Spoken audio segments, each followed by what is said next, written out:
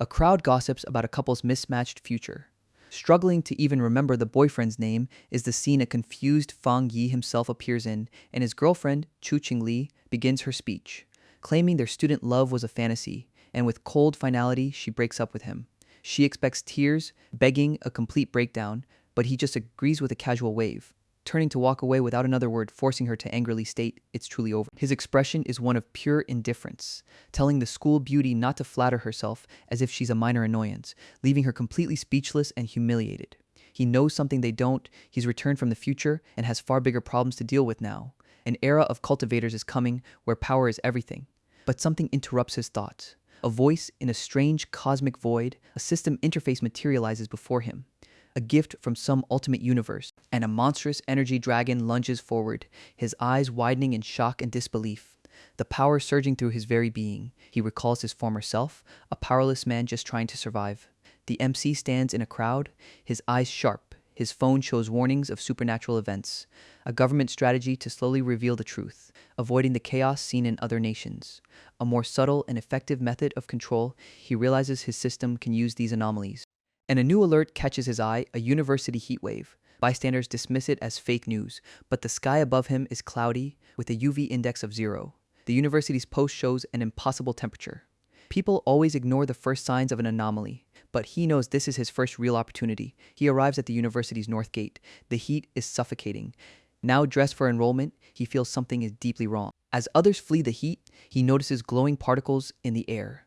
He reaches out and touches one, causing it to flare with energy. Meanwhile, new students are registering on campus. A striking red-haired woman draws everyone's attention. She coldly dismisses their advances, unimpressed by her peers. Suddenly, a blast of heat erupts from the north gate. Her expression hardens.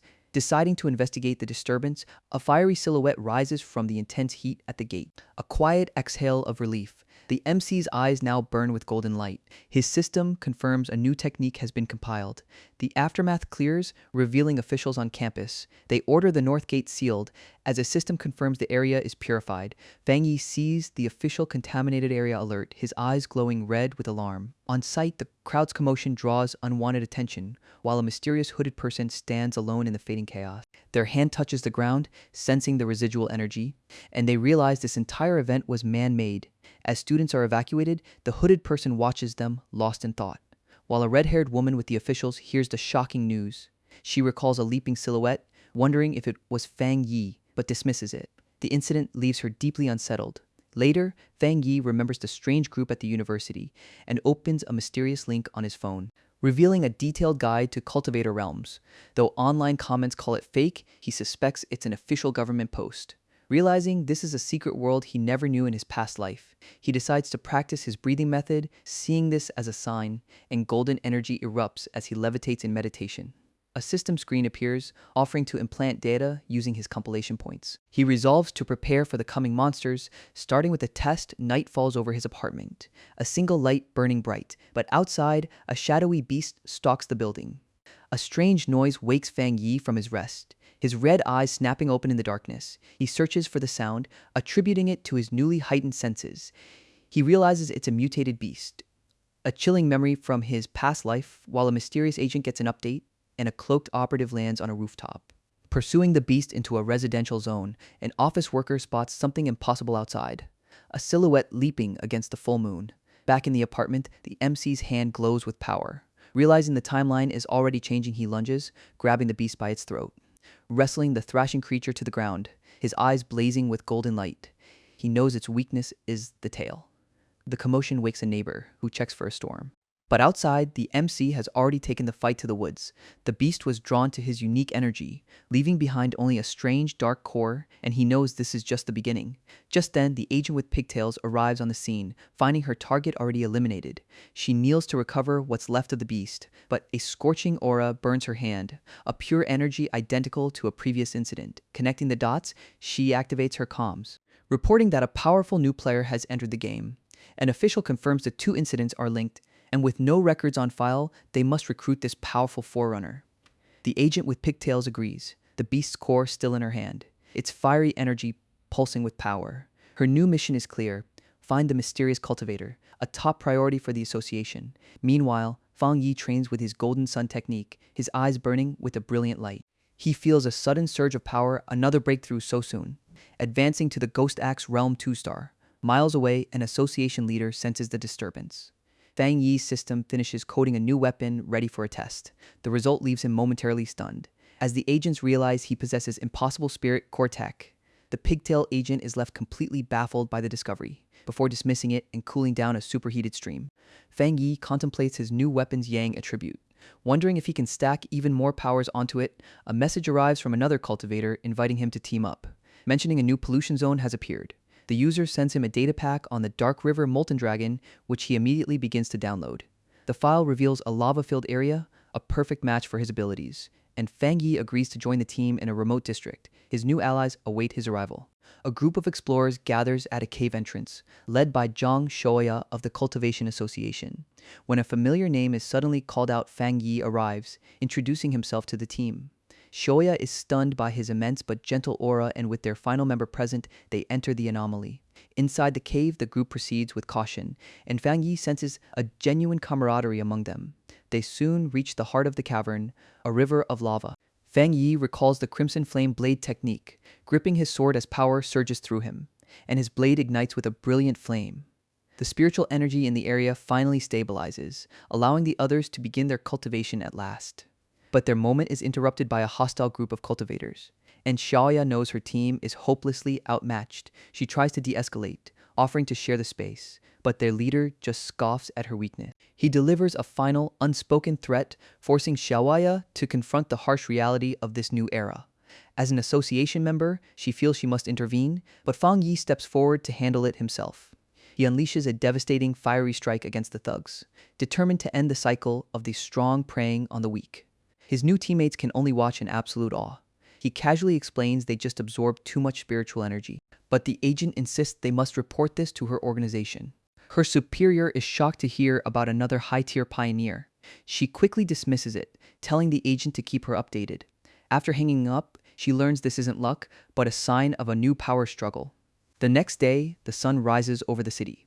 Elsewhere, Fang Yi lets out a sudden sneeze, walking through the streets with a newfound confidence. He pulls out his phone, his expression shifting. Seeing news alerts of cultivation anomalies across the region, he realizes his own power caused a disturbance and a breakthrough is near, feeling the immense energy building inside him. Deciding to train, he heads for the back mountain.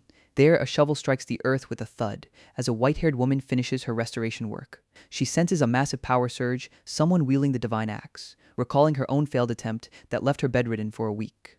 The energy signature is calm and controlled, and the axe moves east. Fang Yi's eyes crackle with golden light as he achieves a breakthrough to the 2-star Ghost Axe realm. The white-haired woman appears, inviting him to join an official association, but his simple question leaves her flustered and searching for an answer. She knows they must unite to face the coming spiritual revival, but Fang Yi refuses, unable to trust them just yet. His rejection leaves her completely stunned. The agent introduces herself as Su Qingying, offering to cooperate and file a modified report, a deal Fang Yi quickly accepts. Later, Su Qingying complains about cleaning up his tracks when a new alert comes through her comms, a chilling realization that the twisted beasts have returned. These creatures feed on spiritual energy in polluted zones, and just then, Fang Yi senses a massive thunderstorm racing towards the source of the immense power. His system detects a pollution zone ahead, Jade Emperor Peak. The mountain looms, its corruption level unknown, but he presses forward into the storm-swept woods as a colossal pillar of energy erupts from the summit. The authorities decide the peak must be sealed immediately, recalling Su Qingying for an urgent briefing. She reports the summit is inaccessible, a new A-rank zone, and it's escalating to S-rank so fast that no one can approach it. Even their strongest pioneers would face certain death, forcing the director to lock down the entire mountain. No one is allowed near the overflowing spiritual energy, as a massive bolt of lightning strikes the peak. Where Fang Yi stands, knowing his current power is not enough, he understands that relying on weapons is a critical weakness, and his system begins compiling the thunder attribute. While across the city, people watch the impossible storm in awe. The system rewards him with a new lightning ability, a pure thunder judgment power with a massive damage boost. He's given the option to embed the attribute into an item, and with a grin, he accepts channeling the raw energy. The next day, officials arrive at Jade Emperor Peak, where military Major Han Li immediately senses a pioneer was there. The agent with pigtails is stunned, wondering if anyone could have survived. She searches for clues, but the storm has washed away all traces. Her best guess is they left safely the night before. The major suspects this person didn't just survive, they caused the anomaly. Such an unknown individual is a dangerous variable they must locate. They give this mysterious powerhouse a code name, Tyrant. The association's new priority is to recruit Tyrant at all costs. As they discuss another pioneer, the agent is ordered to report to the major. She's completely flustered, caught off guard by the command. He asks about the pioneer who purified the university's pollution zone, and Su Qingying quickly fabricates a story about a Yang Flame user. Internally, she panics, hoping her mix of truth and lies is believable. Major Han Li considers her report, mulling over the Yang Flame attribute. He thanks her for the hard work, encouraging her to press on. The officials agree to cover up the incident as a natural disaster. The tense debriefing is finally over. Meanwhile, Fang Yi returns home, using his technique on his wet coat, instantly drying and restoring it to perfect condition. He puts it on, feeling the distinct power of the new Thunder attribute. His right hand transforms with the Thunder attribute, now crackling with immense, controllable power, a potent new weapon against evil beings. Just then, his phone buzzes with an urgent alert. A special notification he set up for major incidents. The government issues a citywide danger warning, but for pioneers, danger means opportunity. He knows he must face the risk, whatever it is. The news reports a chemical plant explosion, but Fang Yi suspects something far more sinister. Online forums buzz with talk of a cold, evil aura, triggering a chilling memory from his past life. He recalls shadowy creatures that infest the darkness and knows he must stop them before they evolve. It's time to test his new power in a real fight. Elsewhere, an agent reports on a human-eating anomaly as his team prepares to hunt in the storm. The data is submitted to headquarters under File 7 Candle Night, and a Priority B extermination request is filed. But with anomalies everywhere, help won't arrive for 12 hours. The squad leader looks up frustrated by the delay as Su Qingying and her team arrive on a rooftop. The agent explains the Candle Night monster eats people. But Su Qingying scoffs at his tone and turns to leave. She declares it's their problem, not hers. A desperate voice cries out, revealing a monstrous beast known as Candle Knight. As a team of agents moves to engage it, they surround the creature from all sides, coordinating a full encirclement. But the pigtail agent shouts a last-second warning. A powerful sound wave blasts them all back, and their captain realizes the beast's dark power is a citywide threat. The creature gathers its energy once more. Unleashing a cloud of corrosive dark matter, it melts the very ground beneath it, attempting to burrow and escape the fight. The pigtail agent orders them to hold formation, but one of her team members senses a new danger approaching. The spiritual energy concentration suddenly spikes, and she decides to follow the source alone. Her search leads her inside an abandoned factory where she scans the area with a new association device. The anomaly level suddenly skyrockets past 80, and she realizes there's more than one anomaly here as a second creature watches them from the shadows. The agents look up in absolute shock, realizing Candle Knight lured them into a deadly trap. She orders a retreat, blasting a path toward the door, but a toxic gas suddenly overwhelms her senses. An agent calls out in a vast, abandoned factory, while Su Qingying realizes they were lured into a giant serpent's lair. A colossal beast emerges from the toxic mist, its poison paralyzing them and draining their spiritual energy. With her power nearly depleted, death feels imminent. She collapses, accepting her fate when a light breaks through the darkness. As a fiery explosion shatters the wall, her eyes widen in disbelief. Seeing Fang Yi emerge from the rubble, his eyes glowing, he's blasted his way into the heart of the anomaly. The serpent lunges, but Fang Yi meets its charge head-on. The beast suddenly splits into two heads, a deadly surprise. A follow-up attack it had held in reserve, but Fang Yi unleashes a massive wave of fire, noting this serpent is far deadlier than any previous foe. He deduces it's a high-level beast that preys on the unwary. It has devoured countless pioneers, but now its reign ends in ash. He stands over the burning skeleton, confident in his new power. The flames die down around him, casting a warm glow across the factory floor. He senses a survivor and finds Su Qingying coughing in the smoke. She looks down, exhausted and defeated. Fang Yi approaches her and the other fallen agents, calling out her act. She covers her face, mortified to see him again. He compliments her strength for surviving the attack, leaving her flustered. She realizes he knew she was faking her weakness, and he makes her promise to keep his identity secret. He turns to leave, noting her team is no longer in danger. And Su Qingying desperately calls out for him to wait, but he's already gone, leaping through the hole in the roof. He lands on a nearby building, glad she didn't see him try to absorb the dark energy. He speculates his body rejected the foul power as the system remains silent. Back in the factory, she looks up, realizing he still doesn't trust the association.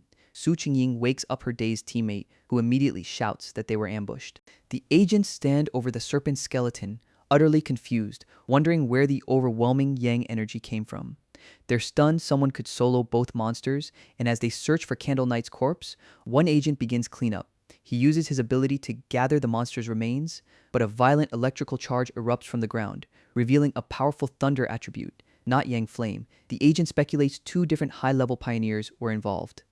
Outside, Association vehicles wait, originally sent to collect their bodies. A forensics agent reports his findings to the two captains, confirming with 99% certainty it was a single person. They realize they're dealing with a dual attribute powerhouse, and Su Qingying immediately reports the update to her superior. She confirms her two targets, Tyrant and the University Pioneer, are the same person. Her superior listens, telling her to pause the mission. An official on the phone doubts Tyrant could have a spiritual weapon without help, while Su Qingying reports the weapon's aura was a Yang attribute. She's stunned by the implication a spirit creation realm cultivator is almost unheard of. The official worries, as possessing three attributes is thought to be impossible. But not detecting a third attribute might actually be a good thing, as they hope such a powerful pioneer never becomes an enemy. This justifies the government's cautious approach to recruitment. Meanwhile, Fang Yi reflects on the sinister nature of dark attributes and takes stock of his own incredible power, Yang, Thunder, and Flame. With his new abilities, he feels nearly unstoppable. Just then, an unexpected call comes from his aunt, asking if his cousin can stay with him for a few days. He vaguely recalls her as a bookish, straight-A student, admitting he can't even remember her face. He agrees, telling his aunt there's a spare room, and she says she'll send his cousin over with the address elsewhere, claw-like fingers typed furiously on a keyboard, belonging to a mysterious person in a bear hoodie. They're in a chat group for a martial arts vanguard team, revealing this is Fang Yi's cousin, Feng Heiju. She pulls up a disturbing rumor about a place called Death Town, just as her mother walks in, startling her. Her mother insists she stay with Fang Yi for her own safety, pushing her out the door with a final warning to behave. Alone, Feng Heiju adjusts her glasses. Her eyes glowing with power convince her cousin will be easier to handle than an anomaly. A new day dawns over the city, as a young woman with a suitcase arrives at her destination, confirming with a glance that this is the right place. She spots Fang Yi on the steps, calling out to her cousin, but he doesn't recognize her at all, asking if she's Lin Yiyi. An awkward silence hangs between them as Lin Yiyi looks on with a hint of uncertainty. Inside, they sit stiffly on the couch, making polite conversation, and he hands her a spare key for her room across the hall. As he leaves, she thinks he seems easygoing enough, but Fang Yi senses something is off about her presence. He felt a trace of spiritual energy and suspects she's a pioneer too. Meanwhile, Lin Yiyi checks her phone, reading messages about a powerful Yang attribute user in the area, and decides it's too risky to cultivate for now. She worries her cousin might discover her secret, while Fang Yi finds his own cultivation disrupted by her presence. His golden sun technique is far too bright to hide, but his thoughts are interrupted when she calls him for dinner. He offers to handle the dishes, surprised by her kindness, but his mind is still racing with suspicion. He decides to play along, letting her drop her guard, determined to uncover the truth about her identity. After eating, he abruptly returns to his room, leaving her alone at the table, lost in thought. Su Qingying takes a call, asking for a time. While outside, Fang Yi senses her presence. He confirms his suspicion his cousin is a pioneer with his spiritual sense. He watches her meditate. Confident his own power conceals him from her, he wonders if her immense talent explains her odd personality, realizing the summer camp was just a cover for a world shift. For him, these shifts are a chance to grow even stronger. He anticipates the new attribute awaiting him in Yanghuo Town. But back in her room, Su Qingying feels a strange presence and wonders if someone was just watching her. The next day, sunlight shines on Yanghuo Town. Her friend teases her about her cousin's looks. But Su Qingying dismisses Fang Yi as totally average. Her friend sighs in disappointment. As their team leader gathers them for the mission, they confirm a mysterious member is absent once again, and the team leader tells them to get used to it. From a distance, Fang Yi observes the group, assessing their power levels and noting the absent member. He sits alone, thinking about the mountain above the town, where something like a giant beanstalk has appeared. The team stares in disbelief at the colossal green anomaly. One of them gets a bad feeling, urging them to stop, recalling dark rumors from the Pioneer forums. The terrified Pioneer recalls a previous, much stronger team, a team that vanished after investigating the vine, certain they're about to suffer the same fate, a death that leaves nothing behind. She came prepared to risk everything for power, but an instinctive fear tells her to retreat, convinced the anomaly is trying to devour their very life force. But the red-clad Pioneer grabs her, reminding her this is their path. Watching from afar, Fang Yi senses the suffocating death energy, a symbol of life that feels completely devoid of spiritual energy. Lin Yi takes charge, telling them to sense the area's energy. They spread out, ordered to keep each other in sight. Believing it's safe, she begins to cultivate her power. Fang Yi watches on, impressed by her calculated risk. Her spiritual energy suddenly surges with crackling lightning, achieving a breakthrough to the 3-star Ghost Axe realm, but the massive power surge awakens the vine's roots. The vine moves, its tendrils lashing out toward the team, instantly ensnaring 2 members as the others scream to run. Her breakthrough caused a disturbance, and now the vine closes in, its desolate aura threatening to consume her on contact. The red-clad pioneer refuses to help, unwilling to die for Lin Yi's ambition. A male teammate agrees, callously stating that life and death are fated. Enraged by his cowardice, she slaps him across the face, declaring she's not abandoning her teammate.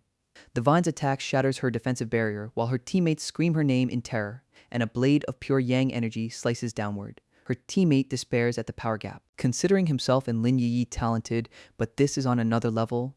Just then, Fang Yi's system detects a new attribute and instantly completes the writing process. He absorbs the incredible wood attribute technique, realizing it's a perpetual energy-absorbing engine.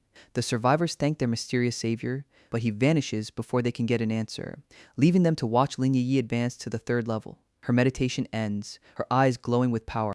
She leaps to her feet, fully recovered, and asks what happened to the other fallen pioneers. She senses the lingering yang energy from the attack, and her teammate offers to explain what transpired. He begins to recount the battle back at the apartment. She's stunned by the tale, hearing how the stranger cut the unstoppable vine with a single slash. The vine was so terrified it recoiled into the sky, leaving a lingering aura of fear that kept it at bay. A voice from inside calls out to her, it's Fang Yi, greeting her as she enters. He notes her pale complexion, but she brushes it off as studying fatigue. Su Qingying tells Fang Yi to rest, before collapsing in her room, exhausted from training, as both pioneers accept their normal lives are over.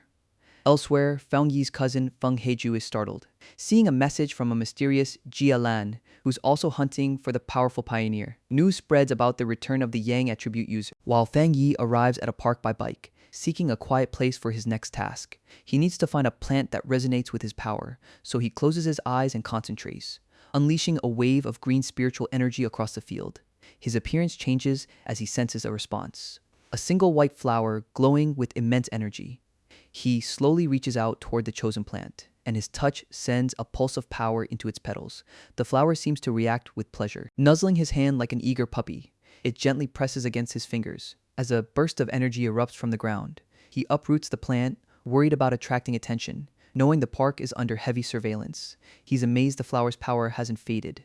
Realizing he may have unlocked its evolution just as he fears he's triggered the cameras, Fang Yi grabs the glowing green core, deciding to leave, triggering alarms at a research division as energy levels spike.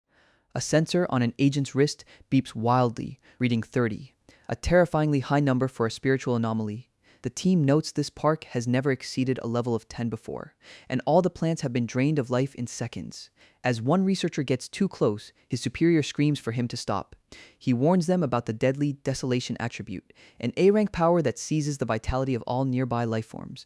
The young researcher recoils in terror, realizing he was just saved from an instant death. The teacher recalls another desolation plant in a forbidden zone, a decaying ancient tree that created a forest of death. He warns that a new desolation anomaly has just been born. Just then, a military officer named Major Han arrives on the scene, ordering everyone into protective suits to enter the contaminated zone. A boot crushes the brittle, lifeless grass underfoot as the team ventures deeper into the dead forest. Major Han and a female agent agree to investigate further, and the two of them leap ahead with powerful auras. They discover the source was dug up, a seemingly impossible feat, and the agent reports data has linked one person to both anomalies. She hands the Major a glowing data tablet, revealing a profile for Feng Yi. The agent silently accepts her new mission. 2 hours later, Feng Yi has spotted the strange flower, calling it his new capable assistant. Its ordinary appearance is the perfect disguise for its power, a hidden card for the battles to come, just as his phone rings from an old friend. He's surprised to see the name Old Wang, his childhood deskmate. Wang Liang. The two were close before Wang Liang joined the army years ago. They quickly agree to meet for a drink, with Wang Liang promising to share a huge secret, but the friendly call is not what it seems. As the scene shifts to a military briefing room, Wang Liang reports to Major Han, asking for his friend's safety. but the major's response is cold and firm. She orders him to complete his mission without question, and soon after, the two friends meet for drinks. Fang Yi notes how much the military has matured his old friend. As they briefly catch up on the past 3 years, he remembers his past life, where Wang Liang died in a nameless battle, vowing to change his friend's tragic fate this time. Wang Liang's questions about strange phenomena confirm his suspicions. This is an interrogation, not a friendly reunion. His friend gives a grave warning about the world changing, and Fang Yi understands he's a military suspect. Wang Liang is risking everything to warn him to be careful. An old friend apologizes, rushing out on an urgent mission, bringing Fang Yi to a desolate battlefield against a massive beast. A red-haired officer barks orders, telling him to get in formation, but she's unimpressed by Fang Yi's seemingly weak spiritual energy. She warns him this is a restricted zone, and his life is his own responsibility. Their combined power is meant to be overwhelming, but a soldier's eyes flare with agony as a backlash from the monster sends him flying. The binding collar backfired, corrupting his arm with dark energy. He coughs up black blood, trying to downplay the fatal wound. As another soldier falls, Fang Yi steps onto the field. The monster erupts with power, shattering the containment field. Realizing it's still alive, he decides to end things himself. He calmly tells the others to fall back. The officer is stunned, knowing this B-level threat requires a full team sacrifice. But Fang Yi unleashes a torrent of pure thunder attribute power, leaving the other soldiers paralyzed by its terrifying intensity. With the threat neutralized, he gives his friend a thumbs up, who rushes over and playfully hits him in total disbelief. The friend admits he had to bring Fang Yi in on military orders. Just then, the red-haired officer approaches to thank him for his help. Fang Yi simply offers a confident smile, brushing off her handshake, saying he was just saving a friend. She introduces herself as Jilan, the zone's commander, asking for his details. Another man watches, stunned to see an officer saluting his childhood friend. The military officer wants to recruit Fang Yi, shocked that his cultivation level is so low, yet his power has already surpassed a spirit creation master. Fang Yi asks if she feels unqualified to invite him, and she admits her superiors will likely extend the offer themselves. He smiles, expressing his respect for their sacrifice, thanking them for their selfless courage. He offers his future help on one condition: no interference. The officer is stunned by his bold proposition, and Fang Yi prepares to take his leave. He now understands the army's true purpose, a defensive line for humanity. The officer warns a soldier that today was just a glimpse of Fang Yi's power. His rapid growth proves his extraordinary perception, possessing the fate and courage of a true pioneer. The soldier suggests letting his childhood friend recruit him instead. Fang Yi considers the military's offer a path to power and influence, realizing the military and the Spirit Qi Association are two sides of the same shield. Both factions work to protect civilians from encroaching anomalies, while his cousin Feng Heju walks home, wondering if he's returned. She hopes to surprise him with her improved cooking, but a sudden pillar of golden light stops her in her tracks, her eyes widening in disbelief at the sight. She senses the energy of a breakthrough, but its aura is terrifyingly powerful. Realizing a pioneer is ascending to the spirit creation realm. Alarms blare at a command center as the anomaly value hits a critical 99. He wonders if he's both lucky and unlucky. Fang Yi lets out a slow breath, having just broken through to the spirit creation realm, but he knows being too flashy attracts unwanted attention. He texts his cousin that he has plans to stay safe, just as Feng Heju returns to the apartment, bringing food for a distracted Fang Yi. Exhausted, she resolves to protect him from the new threats emerging. Meanwhile, Fang Yi watches news of another Yang attribute event, a fire that incinerated everything in its path at a different location. Two people surveyed the destruction, calling the unstoppable blaze Heaven's Fire.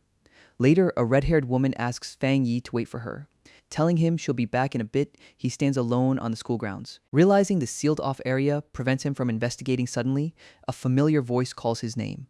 It's his ex, Chu Qingli, questioning his presence. Her friend scoffs, remembering him as the ex who failed to get in, but Fang Yi seems completely detached, feeling nothing for her. As other students gossip about the outsider, Chu Qingli's friend confronts him directly, while his ex watches, misinterpreting his arrival as lingering affection. The agent returns, and Fang Yi dismisses Chu Qingli as a mere classmate, and the agent's sharp gaze reveals she knows there's more to the story. Chu Qingli is stunned by the officer's powerful aura, who tells Fang Yi he's now a special military consultant. His ex's friend smugly assumes they're about to be arrested, but the school's principal greets Fang Yi with deep respect. The surrounding students murmur in disbelief at the scene, their gossip turning from scorn to awe. Leaving Chu Qingli completely ignored and isolated, the chapter comes to a close, as the principal leads them to the site of a mysterious fire. explaining how flames inexplicably fell from the sky. They arrive at the last unextinguished blaze on a sports field, where the officer's device shows an anomaly level of 11, a catastrophic threat to any ordinary human. But the reading suddenly spikes to a terrifying 60. The officer panics, realizing the entire city is at risk. As a lone silhouette stands within the raging inferno, Fang Yi recognizes the heavenly fire attribute, determined to absorb it, his internal system beginning its complex calculations, preparing to extract the fire's very essence. With glowing red eyes, he unleashes a sealing technique, summoning massive chains that erupt from the ground, compressing the inferno into a small contained sphere. He calmly explains the fire is now sealed, leaving the red-haired officer speechless. The principal thanks him, but the officer interrupts, needing a private word. An older man welcomes Fang Yi, asking what's wrong, but Jilan cuts in, commenting on his hidden power. She clarifies she means his concealed talent and cultivation. She asks him to listen to a serious proposal, explaining his power will be a national deterrent. Soon, every major faction will fight to recruit him, and she urges him to consider the military's offer. He questions why her specific zone never tried to recruit him, and she reveals the existence of a legendary military district. His interest is piqued by the mention of a top-level group. She explains this elite unit has been extremely active lately, then invites him to lunch with the university's principal. He realizes the world's threats are escalating rapidly, and he contemplates how to use the heavenly fire he absorbed. A sudden idea strikes him. The fire is a perfect match for his Crimson Flame Blade technique. The chapter concludes with a thank you to the readers. A promotional image displays the series title. The scene shifts to a location called Back Mountain. Fang Yi walks through the misty woods, sword in hand. He finds a warning sign blocking his usual training area. Suspecting the Spirit Chi Association set this up for him. His eyes narrow with resolve, deciding to investigate the trespasser. Nearby, a streamer is live, boasting about her luck. A streamer is attacked by a tiger-like beast during a live broadcast, but a massive fire dragon suddenly erupts behind her. As her viewer count explodes, she turns in shock, gripping her phone to keep recording the chaos. She stands before a towering inferno, realizing someone is inside the flames, capturing the image of a man controlling the fire, believing him to be a deity. The video goes viral, trending at #1 with millions of views, and in an office, Chu Qingli dismisses it as special effects. But as her friend points out how cool it is, Chu Qingli freezes in recognition. Refusing to believe the man in the flames could be Fang Yi, worries he'll seek revenge, vowing never to submit to him. Elsewhere, 2 women he previously rescued also see the video, while military officials discuss his overwhelming potential and multiple attributes. Jilan learns the higher-ups will approach Fang Yi personally, as they plan to offer him new weapons and training environments. The entire nation's Spirit Chi circle now has its eyes on him, and in a hospital room, a heart monitor beeps with newfound hope. A woman by the bedside believes this new power will help her teacher awaken. One day later, the sun rises over a quiet building. Fang Yi reflects on the chaos caused by the streamer, thinking she had some nerve doing it all for clout. His red eyes narrow with a sudden thought. Realizing his housemate Lin Yi never came home, he tries calling her, but her phone is out of service area, and with a grim look, he decides he has to find her himself. The red-haired woman admits she's not strong enough, wishing she had the power of the expert from before. As walking corpses rise from the black fog, their spirit power draining as the anomaly toys with them. Suddenly, a massive red eye opens in the sky above, a grotesque orb of flesh and malice. It begins to multiply, spawning smaller eyes around it, which then launch themselves forward in a deadly barrage. The creature is losing patience, ready to strike, and Feng Heju is consumed by darkness, regretting her overconfidence. She accepts her fate, knowing this path is full of danger, lamenting that she'll never witness the new era. Tears stream down her face as she gives up hope, but just then, Feng Yi appears in a flash of blue lightning. The darkness is replaced by a sea of fire, and the 2 women realize they've been saved. Fang Yi casually announces the threat is handled, and the red-haired woman's eyes widen with sudden recognition. She realizes he was the expert who saved them before. Feng Heju is stunned, questioned why she called him mediocre. He scratches his head awkwardly as his cousin's friend gushes over his past deeds. And Feng Heju connects the dots. He's a fire user, but just used Thunder, a dual attribute prodigy, the one who caused the massive breakthrough. He confirms it's him, then asks why they were alone, and she explains their teammates were on separate missions. Feng Heju admits she underestimated the mission's difficulty, and Fang Yi reflects on his cousin's newfound loyalty. He decides he can trust both of them completely, proposing they form a secret team together. Feng Heju is ecstatic, promising to keep it a secret, while his cousin is moved, realizing he's been protecting her all along. Overcome with emotion, she happily thanks him. A sudden notification sound interrupts the moment. his cousin announces a new mission from Jilan. The objective is to enter the Extreme Darkness Zone, a restricted and highly dangerous border area. It's the source of most of the city's anomalies, and Fang Yi is determined to take on the challenge. Elsewhere, Jilan seems to be waiting for a response as Feng Heiju messages her to sign up their new team. Fang Yi smirks, seeing the mission as a personal test, a direct challenge from Jilan herself. Jilan replies, warning of the S-rank danger while her subordinate worries about the pioneer's fate. But Jilan remains calm. Believing the timing is key, she walks away, questioning the mission's surface-level goal, explaining its true purpose is the opposite of what it seems. They must retrieve the legendary Withered Grace Flower, a crucial step to building the nation's strength. It's the only hope for their fallen top-tier fighters. Jilan scoffs at the idea of her own well-being, declaring her life was paid for by her teammates' sacrifices. The outburst leaves her clutching her head in pain. Back in a hospital room, she apologizes for lashing out, brushing it off as she's haunted by memories of her fallen squad. A flashback reveals a teammate's final order to evacuate immediately. She explains they transferred their spirit power to her, but it came with a terrible condition. The scene shifts to a barren wasteland where Fang Yi's group travels on foot. Feng Heiju complains about walking, but is told that flight is beyond human ability. Fang Yi's red eyes glow with hidden power. As they arrive at the entrance to the pitch-black zone, he senses a terrifying presence far worse than the last anomaly. His companions brace themselves against the oppressive aura. They're not alone. Many other pioneers have gathered for the mission, discussing the recent outbreaks of dark attribute anomalies in cities. An official watches over the assembled group near a glowing barrier, where a fighter with long white hair stands out from the crowd. She's stunned to see Fang Yi arrive, and with two companions. Her own companion asks what's wrong, but she's too flustered to speak. She desperately hopes he won't notice her, but someone calls out to Captain Su. A cloaked group greets Captain Su, having already received intel on Fang Yi, leaving her to frantically deny any misunderstanding. Fang Yi clarifies she just helps him with errands, which only makes her more irritated. Suddenly, a large armored man dismisses them as brats talking big. He and his squad step forward, criticizing the young pioneers for their lack of respect. The pressure rises as the dangerous clash keeps escalating.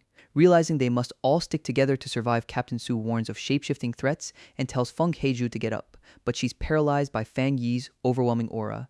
She feels the crushing pressure of his power, unable to breathe, while Fang Yi senses a new danger approaching. A fighter with a green sword confidently faces an incoming dark tide, only to be instantly consumed by its shadowy tendrils. The group watches in horror as a massive dark wave approaches them. The dark tide is a manifestation of pure corruption, and his cousin begs him to retreat while there's still time. But Fang Yi calmly erects a spirit power barrier around them, as Captain Su shouts that even a master-level fighter was just devoured. A brilliant slash of light pierces the encroaching darkness, revealing Fang Yi alone facing a horde of fused anomalies. He realizes their power level is far beyond S rank, possibly even higher. A shadowy beast lunges forward to attack, but he senses the consumed fighter is still conscious inside the mass. The armored man's body is corrupted, but his spirit hasn't been extinguished. Fang Yi stands over him, sword ablaze, confirming he can be saved. With his flaming sword ready, he prepares to act, unleashing a massive spirit shield against the overwhelming tide. A notification appears, detecting the intense dark attribute, but his system is unable to extract this unique power. A smirk crosses his face as an idea forms, realizing there is another source of dark power right there. Inside the barrier, the others watch, completely stunned. The unstoppable dark tide crashes against his shield, but cannot break through. His companions feel an unsettling power from the barrier, worrying for him. Captain Su suggests they reinforce the shield with their own spirit power, but she knows if someone of his strength fails, they're all doomed anyway. She admits their power is nothing compared to his, and Lin Yi laughs at her grim sense of humor. Suddenly, one of the cloaked women points, recognizing his move. A colossal fire dragon erupts from the ground, as Captain Su recognizes the sealing power of a heavenly fire attribute. She watches in disbelief as he contains the entire dark tide, and Fang Yi unleashes the 9 Dragons' Decree, compressing the darkness into a single blazing sphere. The armored man is found alive but injured, and Captain Su's squad offers to take him back. She asks why Fang Yi looks so grim after his victory, but he warns the seal is only temporary, they must move quickly. They look out at the wasteland, realizing everyone else was devoured, and Fang Yi orders the others to go on ahead while he guards the rear. Standing alone, a system notification alerts him to another dark fluctuation, and as purple energy swirls, the detection completes. His system activates its ultimate computing power, channeling the dark energy directly into him. His eyes snap open, now glowing with a menacing purple light. He's just obtained a new technique, the Boundless Dark Domain. This power creates a field that corrodes and drains an enemy's spirit chi, giving him a way to defeat even higher-ranked opponents. From a distance, Captain Su senses something strange about the mist, her eyes widening in shock and realization. She feels his spirit chi fluctuating, wondering if he's breaking through again, then understands the horrifying truth. He absorbed the S-grade dark tide. A flashback explains the dark attribute is born from malice, and a tragic experiment shows why absorbing it is strictly forbidden. The dark tide is an S-grade threat, a power that drives pioneers insane. But Fang Yi senses someone watching them. A voice asking if he's the one who sealed the tide. A woman in a lab coat steps out of the shadows, and Captain Su recognizes her as Ji Lan, who questions why he absorbed the dark power. Suddenly, a weapon is drawn. Captain Su aims her gun at Ji Lan, accusing her of trying to poach the military's top prospect. Fang Yi steps between them, questioning Ji Lan's strange behavior, as his teammates demand to know why she didn't help them earlier.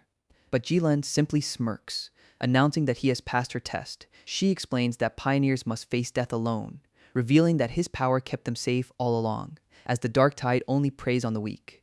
Captain Su whispers that Ji Lan is unstable. The sole survivor of her own team's encounter with the tide, Fang Yi understands her pain is a self-destructive trauma and decides to show the wounded soul some understanding. Ji Lan stops walking, leading the newly formed group forward. Fang Yi remains vigilant as they finally arrive at Mass Grave Ridge. The legendary withered grace flower is finally in sight, but Ji Lan falters, struggling against the oppressive atmosphere. As ghostly visions of her fallen squad begin to haunt her, her companions rush to her side, urging her to stay back. But Fang Yi declares he's strong enough to get the flower himself. Walking alone into the desolate wasteland, sword in hand, he calmly approaches the solitary, glowing blossom. The air crackles with unseen energy around him as he prepares to unleash his divine thunder, deciding to test his power on the lingering darkness. He unleashes his boundless dark domain, a vortex of pure, chaotic energy. The others watch the strange purple sphere, noting its lack of oppressive chill. And Ji Lan reveals this is Fang Yi's self-taught domain. She explains how rare this power is, a feat only her teacher had mastered. Remembering how he once shielded an entire city from a cataclysm. Just as quickly as it appeared, the domain vanishes and Fang Yi emerges, giving a casual wave, assuring them the area is now safe. He walks unimpeded toward his goal, carefully plucking the glowing flower from the ground. With the objective secured, he examines his prize, leaving Ji Lan to stare in stunned silence. She takes the flower as the team agrees to evacuate immediately. Acknowledging they still have the other squad to look after, Ji Lan gives Fang Yi full credit for the mission's success. And as the group departs, she offers her sincere gratitude one last time. Ji Lan explains the flower will save Elder Wu, a vital expert, and Fang Yi listens with a grim, determined expression. The group finally emerges from the dark zone, relieved to be alive. A waiting crowd cheers, celebrating the mission's success as they walk through the masses toward the exit. Lin Yi's eyes widen in complete shock. A legendary Star God Warzone vehicle is waiting for them. This elite faction is one of the most powerful in the kingdom. The withered grace flower is carefully handed over in a preservation unit, and a high-ranking officer accepts it as his soldier's salute. He promises to deliver the cure immediately, and the armored vehicle speeds away across the wasteland.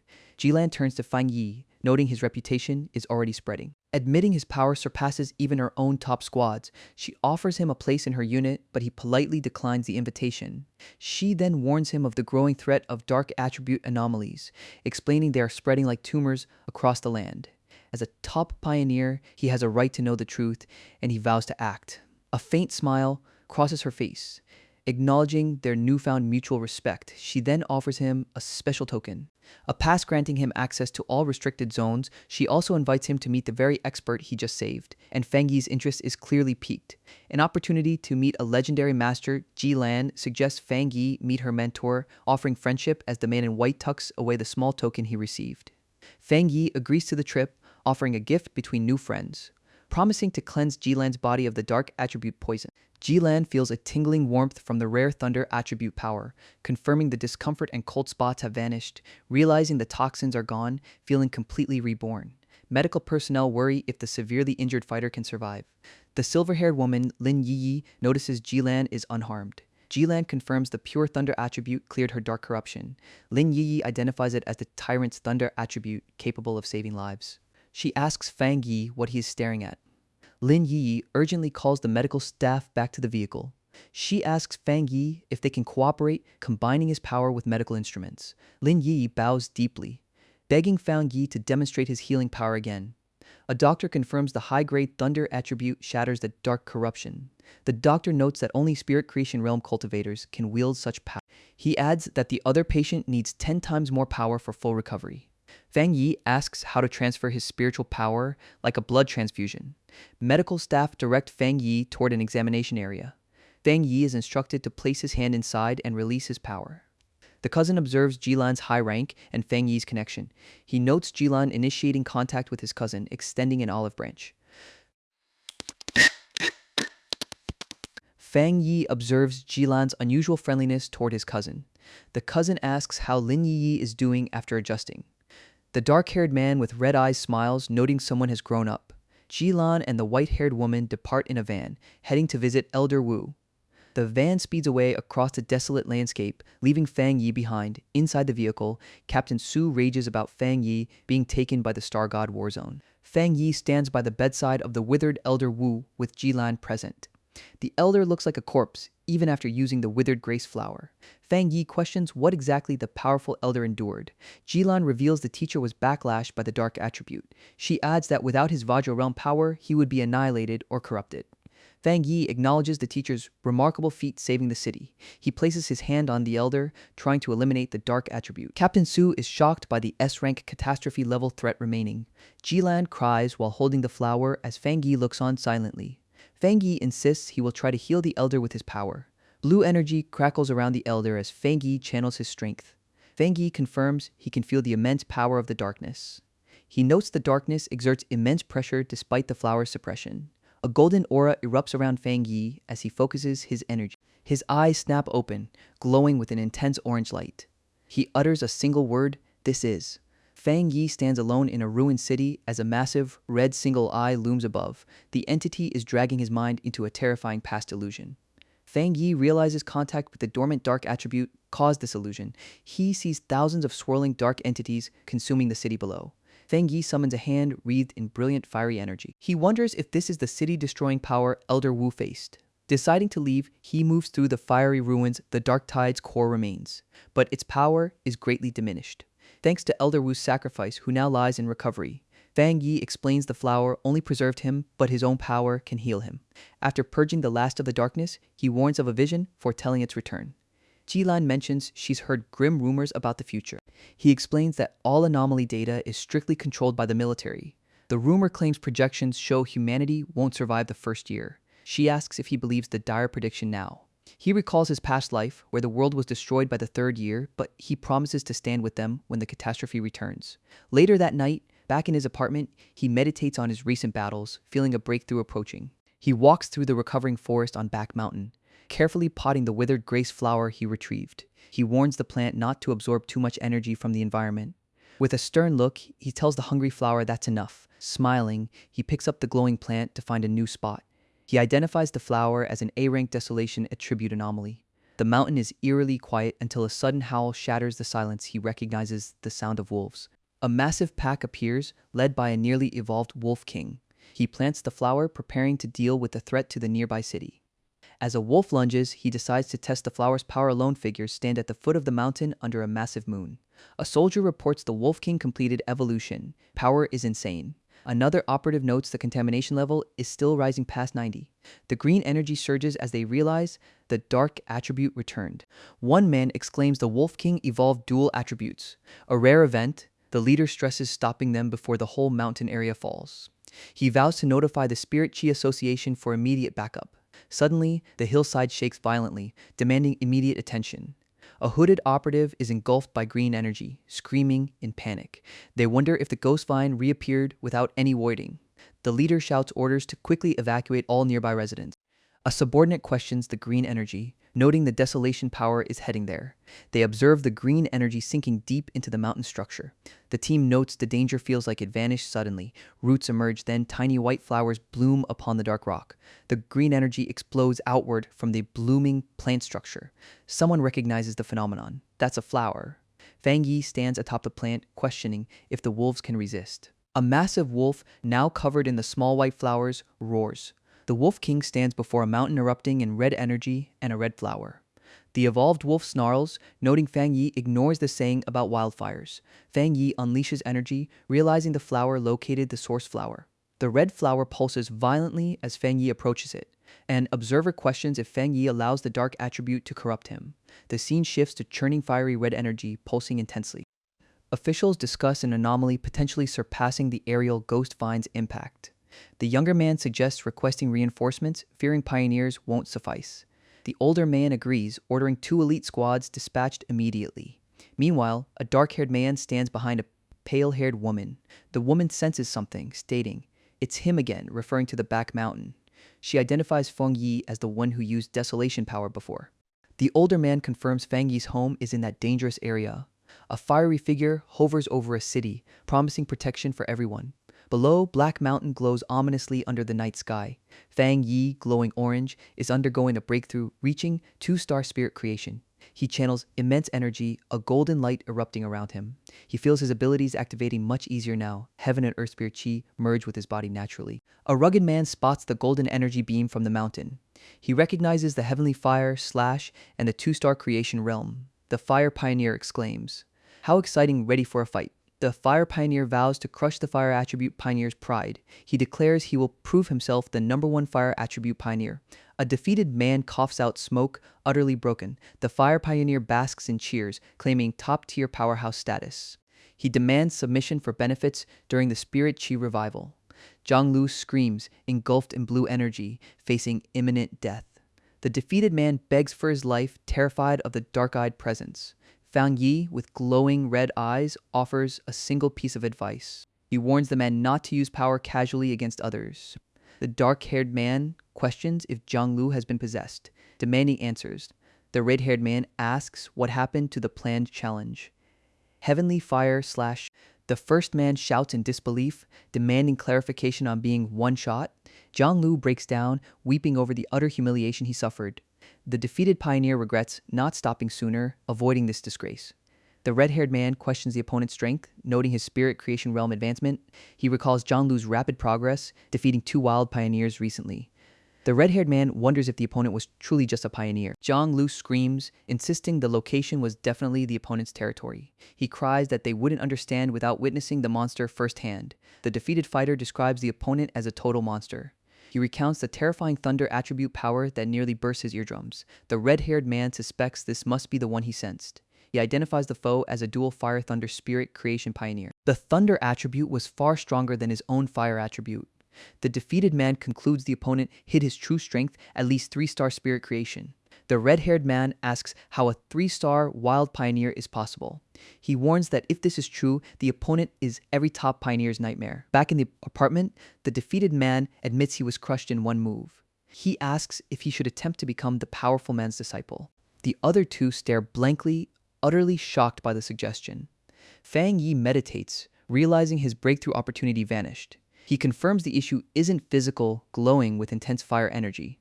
Fang Yi realizes he cannot gather the necessary spirit chi for advancement. He leaves his room, wondering if the spirit chi revival is starting early. Fang Yi receives a call, reporting the situation has escalated, requesting backup.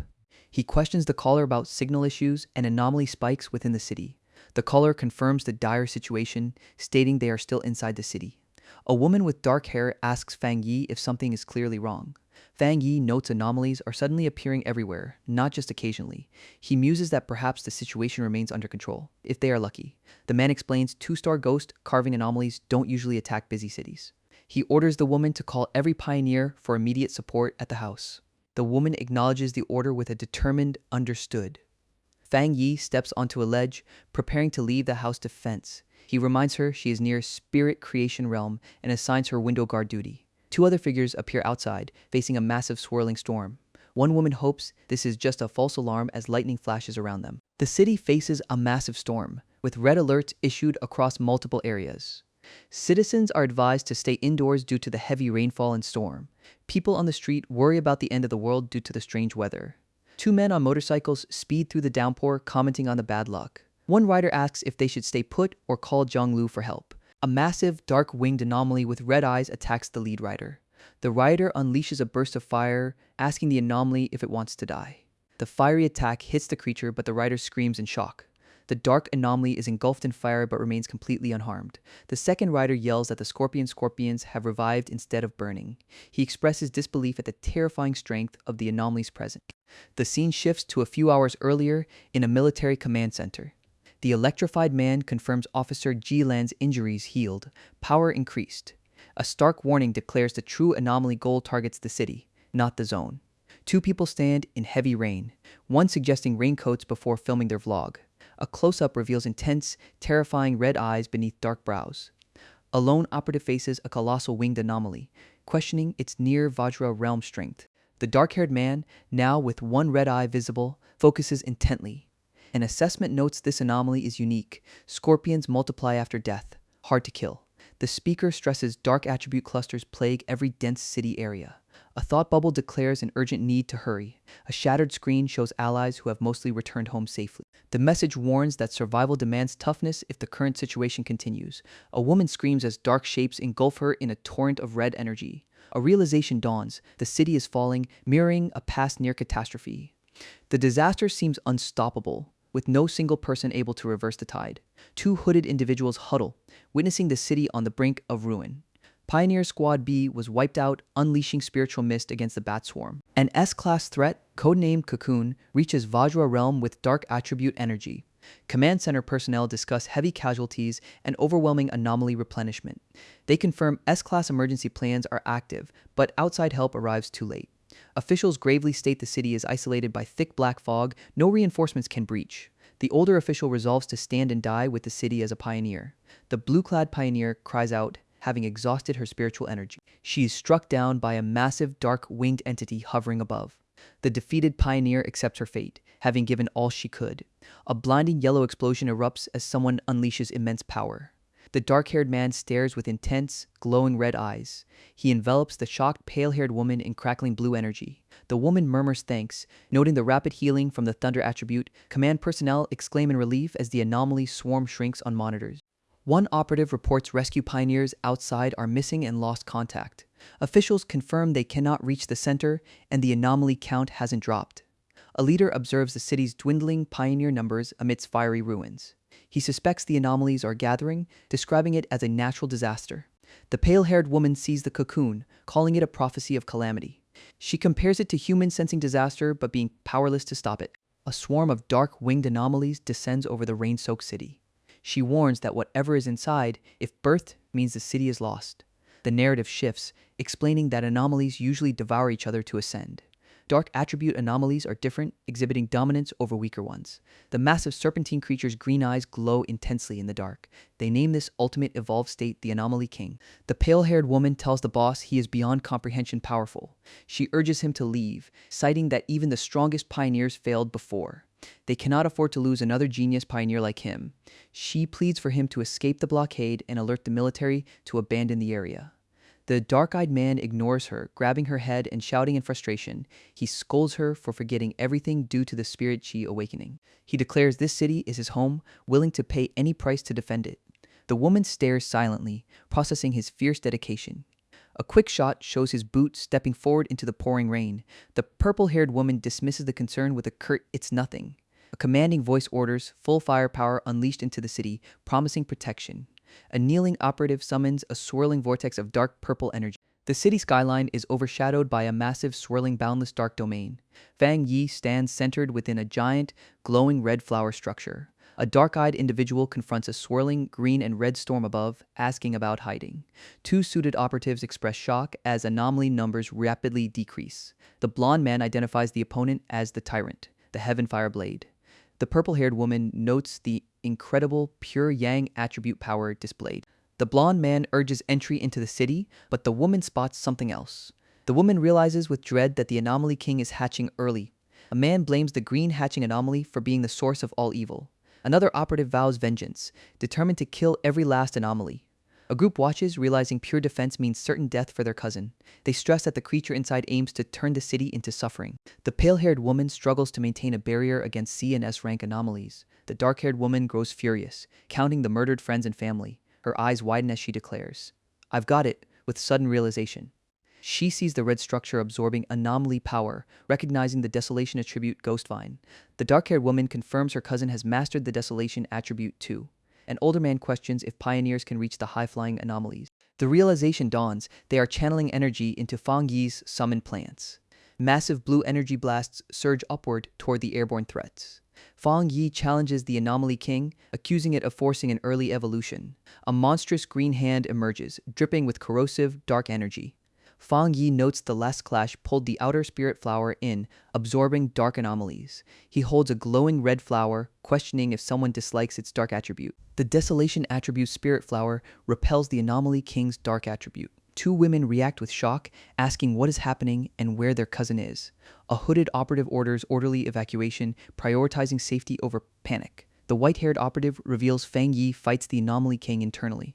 The red-haired woman sees a massive winged green anomaly swirling above the city. She urgently demands everyone move quickly. Lives cannot be gambled. A close-up shows Fang Yi's intense, glowing red eyes. A sharp hiss, sound effect cuts through the tension. Another close-up captures his determined, red-eyed stare.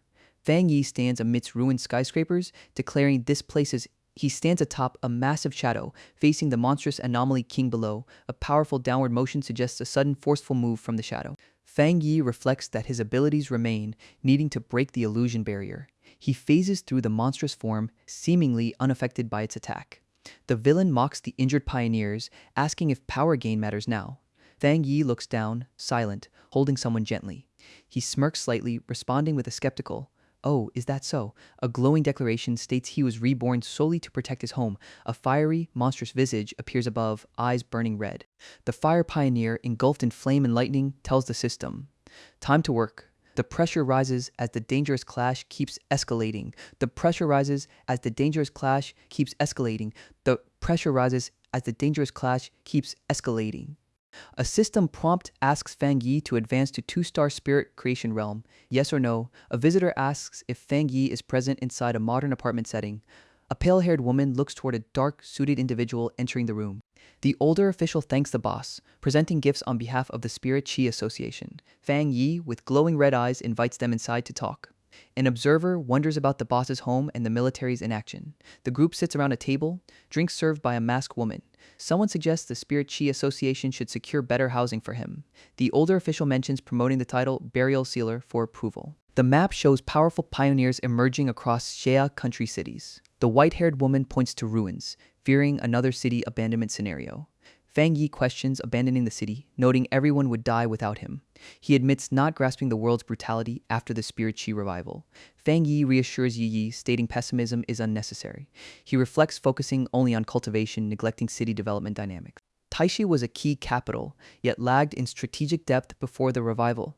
The top 3 cities are revealed as Capital City, Tianqi, and Kangxi.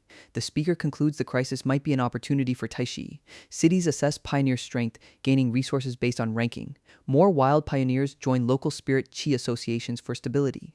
They need a stabilizing pillar, a guiding light for evolution. The Spirit Chi Association will keep his identity private for mystique. Fang Yi agrees mystery is better than full exposure. The dark-eyed man accepts the terms, hoping for good collaboration. The white-haired pioneer looks shocked as a hand reaches out for a handshake. Officials discuss the new pioneer making the biggest splash in reports. They confirm he holds high-grade Yang attribute, opposing dark attribute, essentially Heaven's Chosen One. TSK reports reveal he has several high-grade attributes, not just one. The Heavenly Fire Blade and Tyrant Thunder attribute belong to him too. An operative exclaims shock, asking about the Burial Sealer. The blue-haired woman demands to see the report immediately. The scene shifts to Kangxi, a library setting busy with patrons. A red-haired woman works intensely on her laptop, ignoring noise. A man approaches her desk, hesitantly asking for permission to speak. The man smiles widely, asking if he could possibly bother her. She coldly refuses, stating this is a library and he is disturbing others. The man sighs, walking away dejectedly. The red-haired woman internally calls him a boring fool. She thinks they are completely oblivious to the world's changes. She reflects on being in Kangxi for days, unaware of recent events.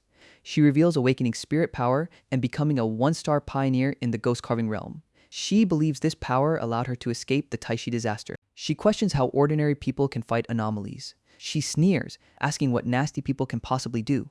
The scene cuts to her meeting the dark-eyed man and another woman. The red-haired woman observes the dark-eyed man, noting he was just a classmate. She assumes he was drained by the bats given his previous state. She scolds herself for mistaking a loser for a genius like him. The laptop screen shows the burial sealer profile deemed 10,000 times better. The red-haired woman smiles, claiming only a strong and handsome pioneer is worthy of her. The dark-eyed man unleashes a fiery strike against a surprised opponent. He notes the enemy uses sleazy earth and wood attribute tactics. The man in sunglasses declares regular defense is useless against him. A masked assailant drops toward a woman bracing for impact. The dark-eyed man demands they keep at least one alive, looking unimpressed. The white-haired pioneer expresses relief as the captured targets are secured. The captured thugs discuss the association registering pioneers for management. The dark-eyed man warns the subdued trio they are lucky to survive. Medical personnel rush the injured assailants away on stretchers. The white-haired pioneer is furious at the attackers provoking the burial sealer. She demands severe punishment, suggesting life imprisonment for the criminals. The captain explains the association views the dark-eyed man as their future. She laments that weaklings still challenge the powerful pioneer. A thought bubble questions if their subtle promotion strategy needs boosting. Officials celebrate recruiting powerful pioneers, prioritizing growth above all else. They stress protecting the relationship built with Fang Yi is paramount. The white-haired pioneer excitedly offers Fang Yi and his companion new luxury home. Two properties are presented, a city penthouse and a mountain villa for cultivation. Both residences come fully furnished, ready for immediate move-in. The dark-haired woman finds both excellent options, admiring the model. The dark-eyed man asks if getting two properties is even permitted. Captain Su assures him it is fine with a quick special approval upstairs. Onlookers notice the elegant, fair-skinned woman accompanying the powerful man. Bystanders whisper that the plainly dressed man's presence stands out instantly. They speculate he must be a bigwig son, perhaps buying a car for his girlfriend. The dark-haired young woman heads upstairs, declaring she will check above. The man watches her go, musing that this child is finally acting like one. Fang Yi reflects he never saw this person in his past life before rebirth. He resolves that this time, he won't let this child bear that burden and die. Fang Yi, with glowing red eyes, speaks on the phone, congratulating someone on promotion. The purple-haired woman on the call mentions the generous house gift from the association. She explains power disparity shapes the worldview between ordinary people and pioneers. She notes Fang Yi, a top-tier pioneer, surpasses even normal pioneers in standing. The woman reveals her real reason, an internal mission she hopes he'll join. Fang Yi asks if this is her true motive for calling him. He then asks about the Tianbao building located in Kang City. He recognizes it as the largest mall in Kang City, looking up at the night view. The scene shifts to bright daylight showcasing the massive Tianbao building. Fang Yi tells the group he must keep his identity and power secret for now. The gray-haired woman greets the team, sensing their connection to Su Qingying. An operative confirms Commander Jian already notified them of the arrival. The team announces they are from the Star God War Zone, ready to assist. Heavy rain pours down as a vehicle speeds toward the crisis zone. Inside the car, the driver admits uncertainty about Fang Yi's exact strength. Fang Yi sits with two other pioneers, a gray-haired man and a purple-haired woman. The gray-haired man suggests mutual help once they enter the building. The purple-haired woman notes Fang Yi's feats are intriguing, like sealing the king. She concludes that all these accomplishments are quite intriguing. A woman sits alone in the Star God War Zone military office, reviewing documents. Fang Yi, with intense red eyes, observes the blood-splattered skyscrapers outside. Fang Yi, eyes blazing red, insists they enter the building immediately due to dangerous anomalies inside. A military operative grabs Fang Yi, demanding he explain his strategy first. Fang Yi dismisses strategy, stating they must assess the situation inside first. The operative argues Fang Yi is unregistered and lacks tactical experience, citing Commander Jian's recommendation. The purple-haired woman cuts them off, demanding less talk and more action. Fang Yi warns that internal discord is the worst thing before a mission. A wide shot shows carnage and bodies scattered near a massive structure. Someone kneels, examining blood and what looks like dried leaves on the ground. The masked pioneer identifies the remains as a bird and gecko fusion. He judges the mutation means the anomaly has already consumed many people. Another pioneer exclaims shock, an A+ rank anomaly. The team realizes A+ rank equals 2-star spirit creation realm strength. They note Fang Yi, despite being only 1 star, could one-shot such a threat. A hand conjures a powerful burst of intense, vibrant fire. Fang Yi leads the team down a dark corridor, wielding fire in hand and on his sword. The group pauses on a blood-soaked staircase, estimating over 500 casualties. Close-up on Fang Yi's intense, glowing red eyes shows grim determination. They enter a looted store, noting massive bloodstains but no actual corpses. Fang Yi asks if anyone sensed something was wrong earlier. When questioned, a pioneer notes the 2 anomalies were elite strength. Fang Yi concludes that with so few anomalies, the pioneer squads shouldn't be wiped out.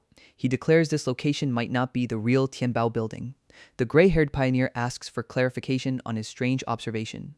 Fang Yi explains the stench is from dark attribute energy, not actual death. He resolves to test his theory, calling them headless flies rushing into a trap. Fang Yi unleashes Summon Boundless Dark Domain, shocking observers who question the dark attribute. The system detects a similar space, asking to activate information on the Inner Darkness Domain, and Fang Yi agrees with yes. The Inner Darkness Domain is defined as a realm of dark attribute energy, swallowing original space, comparable to other high-level domains. The massive skyscraper is enveloped by the swirling, intense magenta energy of the domain. Text warns that entering the true Inner Darkness Domain requires locating the specific gate that forms it. Fang Yi, eyes glowing red, states they must find the gate to reach the real Tianbao building. Same for those escaping. The dark energy affects minds, causing massive hallucinations, explaining why victims saw windows as escape routes. He confirms those who escaped were already killed inside the domain, prompting the purple-haired woman to ask about the gate. The gray-haired pioneer admits she is fine now, recovering from the mental assault. Another pioneer wonders if the burial sealer remained completely unaffected by the dark attribute mental attack. The man confirms Fang Yi saved them, noting they suffered effects before the dark attribute even directly hit. They realize without Fang Yi, they would already be dead from the unseen attack. A fiery strike erupts as someone shouts, "Right here," indicating a target. Fang Yi unleashes a massive burst of purple energy, trapping figures within his domain. The gray-haired man and purple-haired woman stare in shock at the unfolding scene. Fang Yi remains impassive, his red eyes focused amidst the dark, swirling energy. The team approaches a massive, dark, arch-shaped entrance radiating ominous green and red light. Fang Yi grips his blazing heavenly fire blade tightly as they advance toward the entrance. He instructs everyone to stay close as he moves forward, enveloped in golden light. A chaotic scene erupts in red and yellow energy, suggesting intense conflict within the domain. The gray-haired man smells something terrible, his expression filled with dread. The woman confirms the scent, the smell of their own kind's blood and corpses. They observe the horrific scene below, seeing figures trapped in a glowing sphere. A close-up shows a character's face distorted by visual static or intense pressure. Fang Yi stands atop the escalator, holding his fiery blade, surveying the destruction. Fang Yi unleashes dark energy against a massive, multi-eyed, monstrous entity. With glowing red eyes, Fang Yi holds up a flame, questioning if the foe stalls to evolve. A pale-haired man looks sternly, reacting sharply to someone entering his space. The blue-haired man demands, "Who's there?" as Fang Yi appears below him. A survivor speaks up, reporting 5 people remain alive in their hiding spot. Fang Yi reassures them, stating they are safe and rescued by the Kang City Association. A survivor stutters, clearly shocked by the rescue team's announcement. The young man screams, realizing all the terrifying monsters fell in one slash by Fang Yi. Outside the Tianbao building, officials observe the blood-red sky and massive towers. They sense the burial sealer's spiritual firelight on every floor inside. Fang Yi attacks the dark creature again, stating it will taste despair before death. A shocked male pioneer admits the fight is a one-sided slaughter. He yells that Fang Yi is toying with the king of anomalies. Someone wonders why the burial sealer appeared in Taishi, wishing he was one of theirs. A massive burst of blue lightning energy erupts outward. A thought bubble states understanding the saying, "There's always someone stronger." Reports confirm the S-rank anomaly, the sacrificial king, was sealed in Taishi. Fang Yi stands over the defeated monster, confirming the dark realm has dissipated. He instructs his subordinates to contact the outside and report the situation. Text announces the burial sealer was recommended by Star God Warzone and Taishi Association. Fang Yi walks toward a massive, sealed circular exit in the desolate landscape. Fang Yi confronts the newly appointed Kang City captain about blame for the anomaly. A stern man with beads smiles, claiming respect for talents like Fang Yi. The rescue team scrambles, realizing the signal was cut and survivors must leave. Fang Yi gives the team 10 minutes, threatening to remove their team captain. The opponent mocks Fang Yi's tone, demanding full strength if he intends to kill. The opponent reels back as a fiery silhouette strikes with immense force. A massive explosion erupts near the city buildings under a dramatic sunset. The opponent stumbles back, terrified by the unseen power just unleashed. The opponent senses Fang Yi's intense Yang attribute power, feeling genuine fear. Fang Yi, shrouded in shadow and red eyes, warns his foe won't last 10 minutes. Close up on the opponent's grimacing mouth, still defiant. The opponent recognizes the fiery weapon as the association's newly developed spirit weapon. Fang Yi stares back, his expression unreadable, red eyes glowing intensely. The opponent marvels at the spirit weapon's power, capable of splitting mountains and seas. He curses them for giving such a powerful weapon to this brat. Masked, the opponent declares the spirit weapon must belong to him instead. He threatens to kill Fang Yi if he doesn't hand over the 2-star spirit creation realm power willingly. Fang Yi, now shrouded in purple energy, demands the opponent use his full strength. A worried pioneer asks the boss if the burial sealer is truly going to Kang City. The boss confirms it's a major affair involving 2 prefecture-level associations. The subordinate points out something, startling the mustache boss.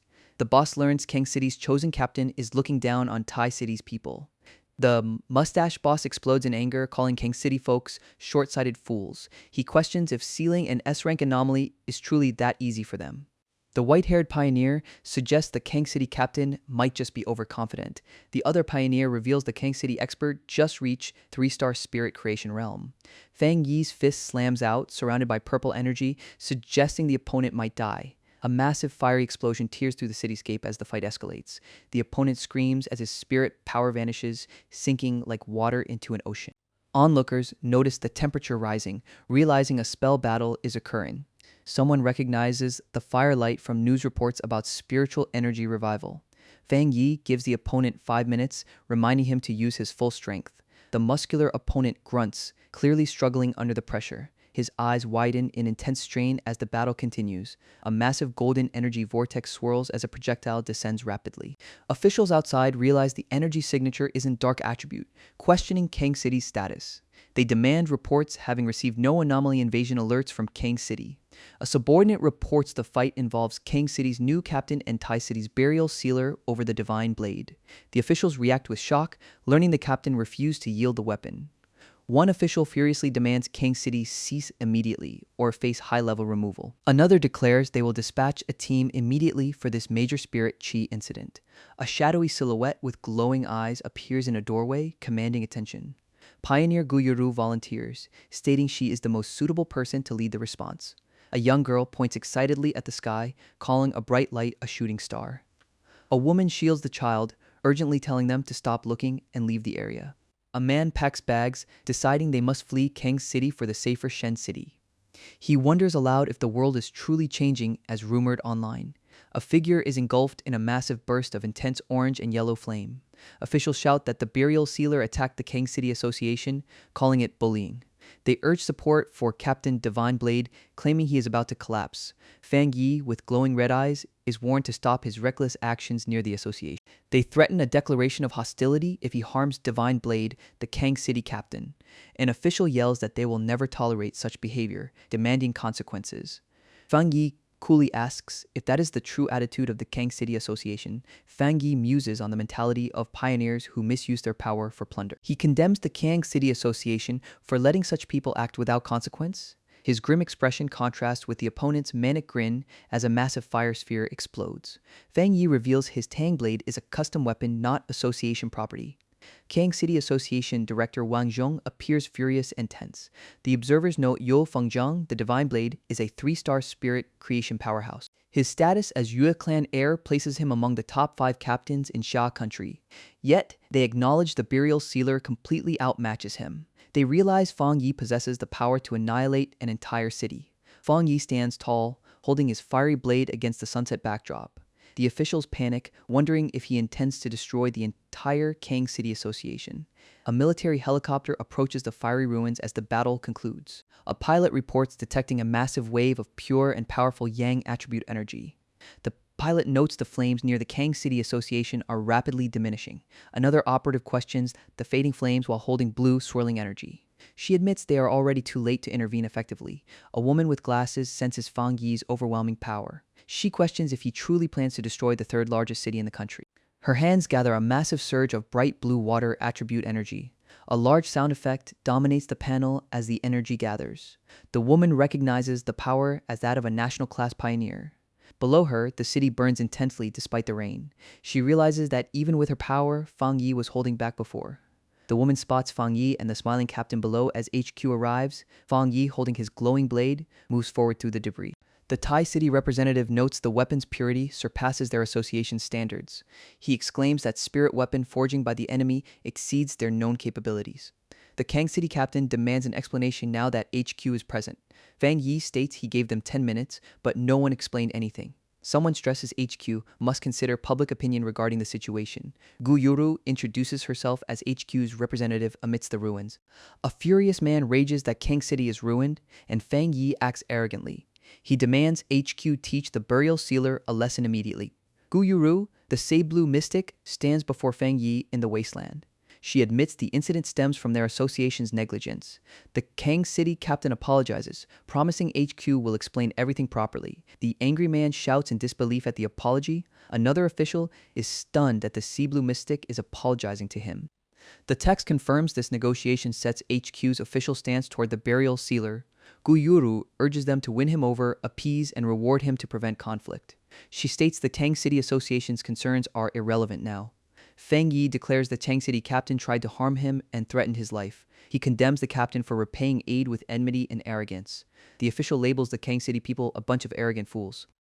Gu Yoru asks who is in charge of the Kang City Association.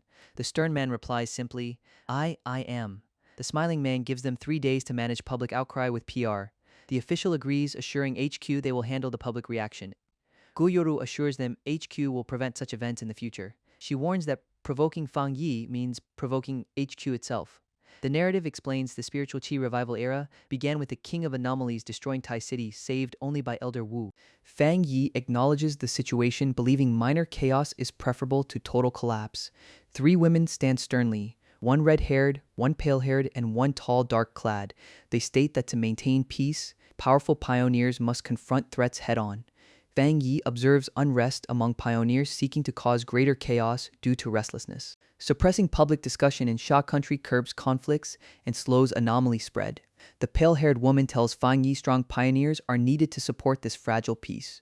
She notes the time is critical and waiting any longer is impossible. Fang Yi reflects his current power resolved the Tai City disaster buying time. However, he admits his current strength is still insufficient. The woman informs him he must return to attend matters, arranging a special aircraft to Tai City. She then requests a moment longer, making a personal request outside HQ orders. She praises his youth, power to raise cities, and character to handle responsibility. She concludes Tai City is fortunate to have someone like Fang Yi. Fang Yi replies he is simply too curious, inviting her to speak freely. He gestures, allowing the woman, Gu Yuru, to speak informally. Gu Yuru asks if she can be his friend, speaking as herself, not Sei-Blue mystic. A yellow-haired man reacts, stating the whole story is absolutely ridiculous. The yellow-haired man taps his nose smugly, while the red-haired woman slams a desk. He declares the entire Kang City Association foolish and short-sighted. The dark-haired woman observes a chart, stating Kang City's value will drop without action. She argues HQ must take over, or Kang City will fall out of the top ranks. She concludes that incompetent commanders cause suffering for the troops. The yellow-haired man suggests recruiting Sei-Blue mystic away from Tai City. He admires Fang Yi's strength and personality, deeming him worthy of leading a city. Prophecies speak of terrors greater than the sacrificial king appearing, shattering beliefs. Only by advancing quickly can the burial sealer reach heights beyond dreaming. The woman with purple-tinged hair agrees, suggesting training zones are too easy for him. Another person bursts in, urgently calling for Sisterland to come quickly. The yellow-haired man and Sisterland react intensely to the news. Elder Wu is awake and demands to speak with Sisterland immediately. Several hours pass, showing a bright sunny day over a modern house in Tai City. Fang Yi relaxes on a couch, looking at his phone, murmuring, HM. His cousin rushes in, happy he is finally back from the chaos. She mentions seeing everything on the forums regarding the Kang City incident. Fang Yi dismisses it, saying nothing major happened, don't worry. The cousin insists everyone is saying he one-shot Kang City's captain, the Divine Blade. He counters that the descriptions circulating are wildly exaggerated. Fang Yi scolds her for scrolling forums instead of focusing on self-improvement. He taps her head sharply, eliciting a pained ouch from her. She exclaims in shock, questioning his rapid breakthrough to 3-star spirit creation. Fang Yi walks away toward the stairs, casually stating, "Haha, not necessarily." The cousin pauses, wondering why she feels he has something else on his mind. Intense sound effects accompany Fang Yi meditating with dark energy swirling. He focuses on merging pure dark attribute energy from the bone bird into his domain. A system prompt asks if he wants to embed dark attribute into the boundless dark domain. Fang Yi confirms the action with a firm yes. The system announces the merge is complete, upgrading the boundless dark domain. The upgrade allows slain anomalies within the domain to fight for him, weakening enemies. Fang Yi holds a glowing orb, welcoming new members to his boundless dark domain family. A voice promises fair treatment from now on, no unfairness. Fang Yi manifests a dark serpentine shadow, needing more spirit energy. A massive pillar of golden light erupts over the city skyline. Fang Yi achieves a breakthrough to 3-star spirit creation realm. His red eyes glow intensely in the sudden light. The dark domain upgrade makes using dark attribute feel less sluggish. A sound effect accompanies Fang Yi standing up, crackling with yellow energy. He holds a hand wreathed in yellow flame, ready to test his new power. 2 HQ personnel observe the city from a high window, labeled Star God Warzone. One operative notes, Fang Yi is advancing again, incredibly fast. An older man recalls Fang Yi saving him with the vermilion refined flower. The woman confirms it has only been half a month since that event. She marvels at Fang Yi's unbelievable achievements in just 10 days. He suppressed the dark tide and harvested the withered grace flower. The older man stresses Fang Yi's feat of suppressing the dark attribute is unmatched. He expresses eagerness to meet this heaven-blessed genius. Taishi Spirit Chi Association members detect the energy surge from Fang Yi's home. The white-haired woman notes his energy is greater than the Anomaly King's descent. She recalls the Taishi disaster and Fang Yi's rising authority among pioneers. Even unawakened people remember Fang Yi's spirit energy, finding comfort in it. She dismisses the snobbish fools in Kung City with contempt. The white-haired operative explains Fang Yi's true strength via connections. She recounts how he handled the Taishi threat and crushed Kung City's captain. The operative concludes that Fang Yi served a small purpose in the end. His display was intimidating, persuasive, stopping reckless pioneers from challenging him.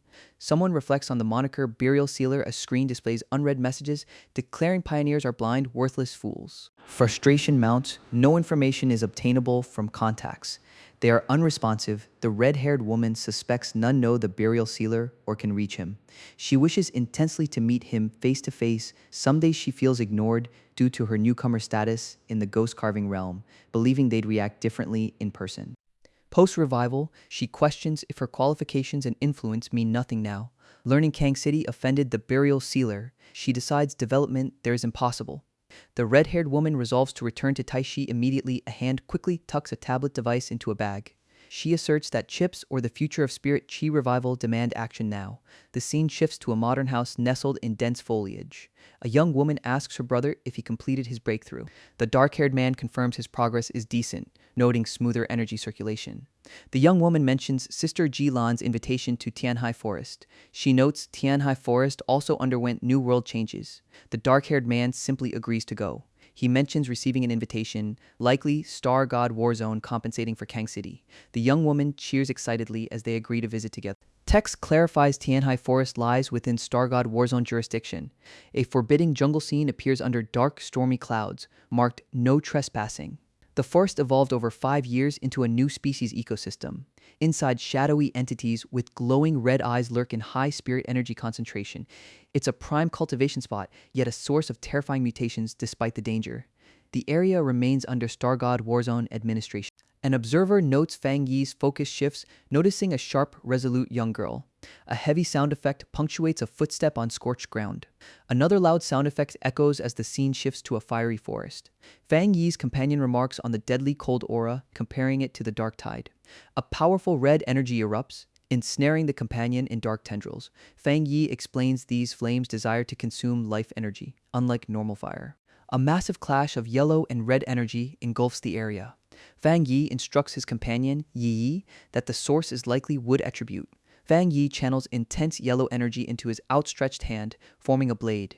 A brilliant yellow beam pierces the dark red energy, striking downward. The intense energy creates a massive fiery ring around Fang Yi and Yi. Fang Yi's companion notes the deathly aura has intensified significantly. A massive shadow looms overhead as Fang Yi and Yi stand small below. Fang Yi asks about a dripping sound, his red eyes intense. A system notification detects a massive change, analyzing it as twilight fire attribute fluctuations. A hand reaches down, seemingly touching the molten, fiery ground. A system prompt announces obtaining the twilight fire attribute technique, domain of twilight god. Yi wonders if this new fire is like the desolation attribute. The ability is described as highly targeted, specifically reinforcing the yang attribute. A new ability, Death Brand, is obtained, requiring caution upon implantation. The Death Brand grants infinite deaths, implanting after the target is killed. A massive orange sphere pulses with dark red energy in a cavernous space.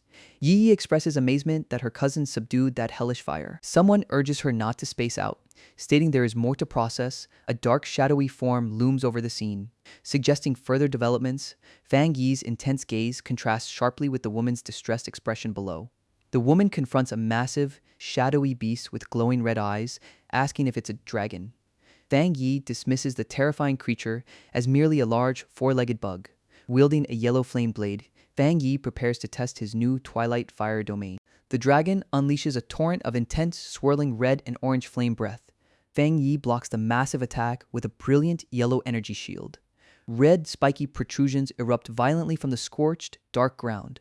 A blinding, white-hot explosion radiates outward from the impact point. The resulting blast tears through the forest canopy in a fiery spectacle. The purple-haired operative urgently calls for backup due to internal trouble. A holographic screen flashes a severe warning about a new mutated life form. The alert details a 1000% spirit chi spike and incalculable anomaly level. The red-haired woman notes the spirit chi spike coincided with the burial sealer's cultivation. Elder Wu insists they investigate the anomaly despite trusting the burial sealer's strength. A flash of blue light shows someone teleporting rapidly toward the disturbance. Elder Wu arrives instantly, his arrival causing a massive shockwave. The purple-haired operative is stunned by Elder Wu's Vajra realm speed. She realizes the burial sealer triggers anomalies, but Elder Wu is far more restrained. Elder Wu confirms the anomaly's location precisely after instantaneous arrival. Elder Wu extends a hand, his powerful aura radiating outward. He swings his arm, creating a massive golden arc that shatters the ground. The team, led by Elder Wu, strides confidently into the newly formed cavern. Someone inside coughs violently, engulfed by the intense red energy. Yi cries out in alarm, worried about her cousin caught in the fiery blast. Fang Yi emerges from the smoke, his silhouette glowing red-eyed, stating he is fine. The dark-haired man with red eyes notes someone has come to find them. A sudden impact sound effect signals a fast arrival. Fang Yi stands ready as a glowing older man approaches him in the cavern. Elder Wu confirms Fang Yi's identity as the savior, the burial sealer. Sister Lan and the purple-haired woman react strongly to seeing Elder Wu. Elder Wu looks intensely, his expression serious and focused. He explains the mutated lizard was evolving into a dragon, Vajra realm power. A terrifying, massive dark dragon head looms through the smoke. Elder Wu observes the precise wounds, confirming a single/kill. He senses pure twilight fire energy on Fang Yi, matching the slain beast. Elder Wu wonders if the earlier warning detected this very energy signature. Sister Lan confronts Fang Yi, asking if he handled the threat again. Another voice confirms Fang Yi directly killed the creature. Sister Lan notes the creature would have reached Vajra power if it evolved. She stresses the war zone never detected the threat until now. Without the burial sealer, the consequences would have been unimaginable. Fang Yi assures Elder Wu there is no need for excessive courtesy. Elder Wu expresses relief, saying Fang Yi's power makes retirement easy. He requests Fang Yi keep the half-dragon's death a secret from everyone. This secrecy includes the entire Spirit Chi Association, he insists. Manifestations here could be worse than the extreme Dark Zone anomalies. Star God Warzone shoulders the burden to avoid overtaxing the Spirit Chi Association. Fang Yi calmly agrees, stating it is no problem. He explains the twilight fire he absorbed has a devouring focus like Tao Ti. The lizard mutated into a half-dragon by absorbing that very twilight fire. Alarms blare as a powerful entity breaks seclusion, reaching the Vajra realm. The newly emerged wood attribute pioneer, Bai Su, stands revealed under the moon. Onlookers confirm Bai Su's Vajra realm aura, celebrating a new expert for Star God Warzone. A close-up shows intense red eyes, suggesting his spiritual power exceeds expectations. Bai Su announces his emergence from seclusion to Elder Wu and Jialan. Elder Wu questions the identity of the newcomer standing beside Jialan. The Elder introduces Bai Su, Star God Warzone's trump card, aiming for Vajra. Then Fang Yi speaks. Fang Yi introduces himself as Burial Sealer, Captain of Taishi. Bai Su notes Fang Yi's spiritual body is transparent and soothingly refreshing. Bai Su admits Fang Yi shows signs of entering Vajra strength comparable to his own. The elder confirms Fang Yi's identity, citing his life-saving and crisis-resolving feats. A sharp command tells someone to show the captain of Taishi proper respect. Bai Su expresses surprise at the events that transpired during his seclusion. The elder explains Bai Su awakened early, then secluded himself in Tianhai Forest. He muses that spirit chi revival makes human cultivation defy nature. The elder states human energy absorption is the slowest on Blue Star. Humans were initially categorized into 5 levels based on mutations. Currently, only 5 pioneers have reached the 3-star Vajra realm. The elder suggests rare talents like Burial Sealer exist but cannot advance further. The Vajra realm presents an insurmountable gap, causing many pioneers to fail or die. Reaching Vajra involves a tremendous transformation akin to rebirth. Upon breakthrough, pioneers gain transcendence, their bodies infused with spiritual energy. Bai Su reached half-step Vajra safely, his attributes becoming smoother. The elder praises Bai Su's achievement, finding him impressive like Fang Yi. Fang Yi remains silent, processing the information with a neutral expression. An urgent warning screams that Bai Su is out, fighting Taishi's captain. An observer notes 2 monsters clashing, feeling incredibly fired up for the fight. The announcer identifies one as Taishi's rising star, the other representing Star God Warzone. The observer wonders who will ultimately triumph in this massive match. Text explains wood attribute pioneers command and stimulate plant growth naturally. Bai Su's spiritual energy is perfected, allowing him to forcibly create a plant army. He can also use this power to launch deadly surprise attacks with any plant. The speaker declares the entire Tianhai forest is now Bai Su's domain. Fang Yi smirks, realizing the forest plants are perfect fuel for his flames. A massive green entity rises as Fang Yi's red eye focuses intently. Fang Yi asks if the wood attribute plants are immune to his burning power. The opponent confirms wood attribute is at a disadvantage against fire attribute. However, the wood pioneer boasts his plant army resists fire suppression now. A close-up shows Fang Yi's intense, determined glare. The wood pioneer unleashes his ultimate move, trapping Fang Yi in vines. The pioneer challenges Fang Yi, saying a real foe faces more than this cage. Fang Yi acknowledges the opponent's half-step Vajra realm strength. He touches the green energy, noting the refined wood attribute spiritual energy. The opponent warns Fang Yi not to touch the giant tree due to concentrated toxins. The blue-haired pioneer scoffs, doubting a 3-star spirit creation pioneer. Fang Yi simply asks, "Is that so?" with a confident, fiery smile. He declares he must test the limits of the opponent's power himself. A blinding explosion of intense yellow and orange energy erupts. The wood pioneer reacts with shock and horror as his defenses fail. The pioneer screams that the plants shouldn't burn. Questioning the terrifying flame, Fang Yi's fiery blade descends toward the lunging, blue-haired operative. The operative stares, realizing Fang Yi predicted his retreat after injecting energy into the forest. The operative confronts Fang Yi across the scorched, burning Tianhai forest. Bai Su reflects on being a rare genius, his cultivation spot now challenged. He denies defeat, certain that reaching half-step Vajra guarantees victory. The wood pioneer grins maniacally, unleashing his next devastating move. Massive green energy manifests, forming intricate glowing patterns on the cliffside. Bai Su roars, channeling immense power with glowing yellow-green eyes. Fang Yi grips his hand, feeling the rich wood attribute spiritual energy surrounding him. Someone shouts warnings to Elder Wu and Sister Lan about Fang Yi being trapped. Elder Wu looks intensely focused, ready to intervene if necessary.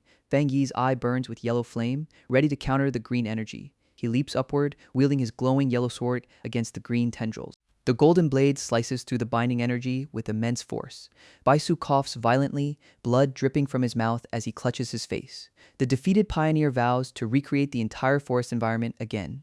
Fang Yi smirks, asking if that was truly the extent of his opponent's power.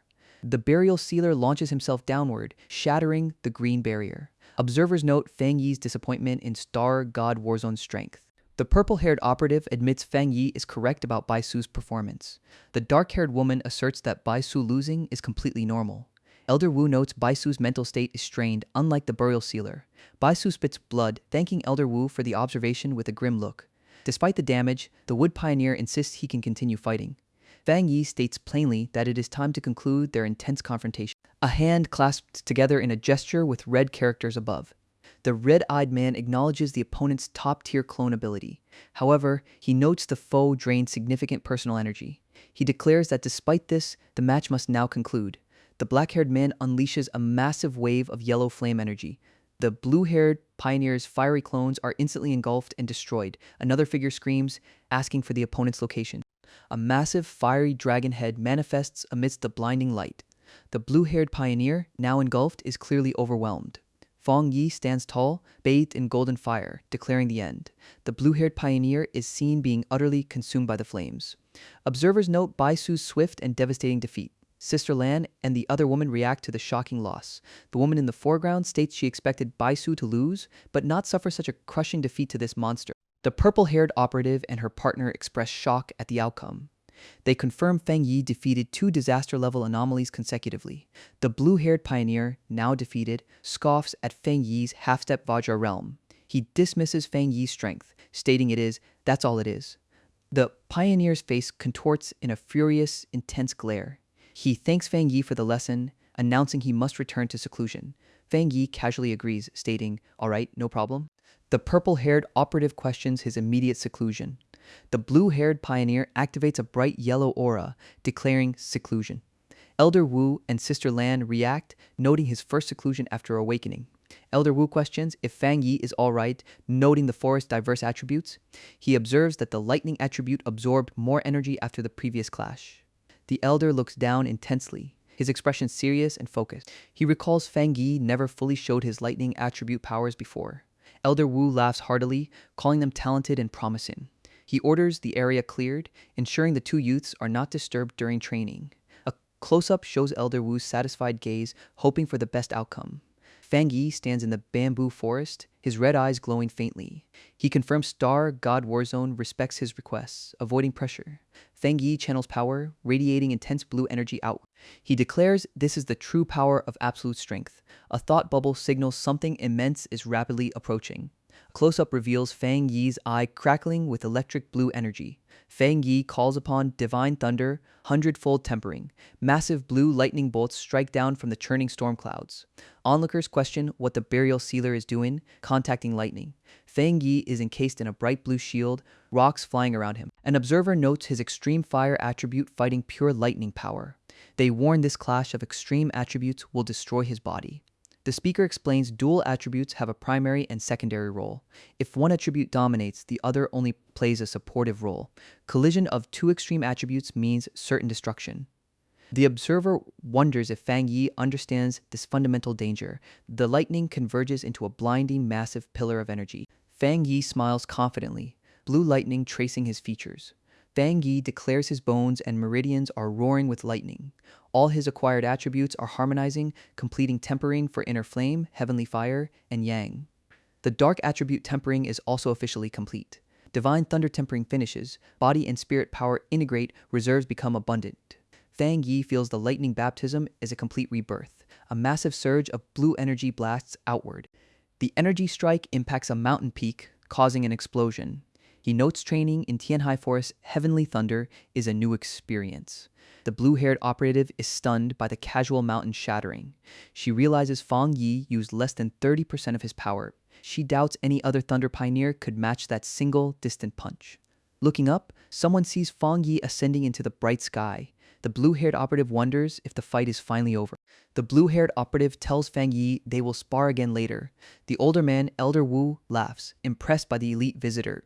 He praises the younger generation's terrifying talent and wants Fang Yi to stay. Elder Wu recalls Fang Yi defeating half-step Vajra Bai Su head-on. He also mentions Fang Yi killing an unclassified disaster-level anomaly.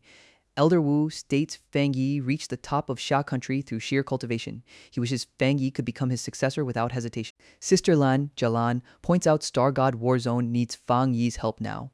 Elder Wu laughs heartily, agreeing with Jalan's assessment. Elder Wu notes Jalan has changed significantly too.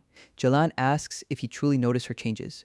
Elder Wu expresses confidence in her future, seeing her growth. The blue-haired operative thanks Elder Wu for the Star God Warzone's sincere treatment. A stark declaration, "I'm not going." Elder Wu questions Sister Lan if her cultivation is finished. Sister Lan thanks them for the chance but firmly states she refuses to leave. She admits immaturity, fearing she burdens her cousin by using Star God Warzone's sincerity. Asserting her pioneer status, she demands to earn her own strength and pride. Fang Yi observes, wondering why this child seems so grown up now. Elder Wu laughs, conceding they were too one-sided, encouraging her progress. Sister Lan beams, promising she definitely will keep improving. Fang Yi resolves to review the Twilight Fire attribute after solving the spiritual power issue. The blue-haired operative stretches, noting Fang Yi's return. Captain Su Qingying is found crouching at their doorway, seeking help. Su Qingying urgently reports a major incident at the border near U.S. City. Fang Yi questions the identity of the U.S. City captain. He demands to know the current location of the distressed captain. The blue-haired operative confirms the U.S. City captain is severely injured and being treated. A wide shot shows the Taishi Association Medical Center under bright skies. Someone shouts the name Chen Ruo. Chen Ruo, bandaged and intense, reacts to being called. Chen Ruo excitedly greets Sister Lan, the burial sealer. Sister Lan introduces Chen Ruo as the UA City captain. Chen Ruo grips Fang Yi's hand, pleading for help immediately. She reveals the US City anomaly surpassed a grade, causing mass disappearances.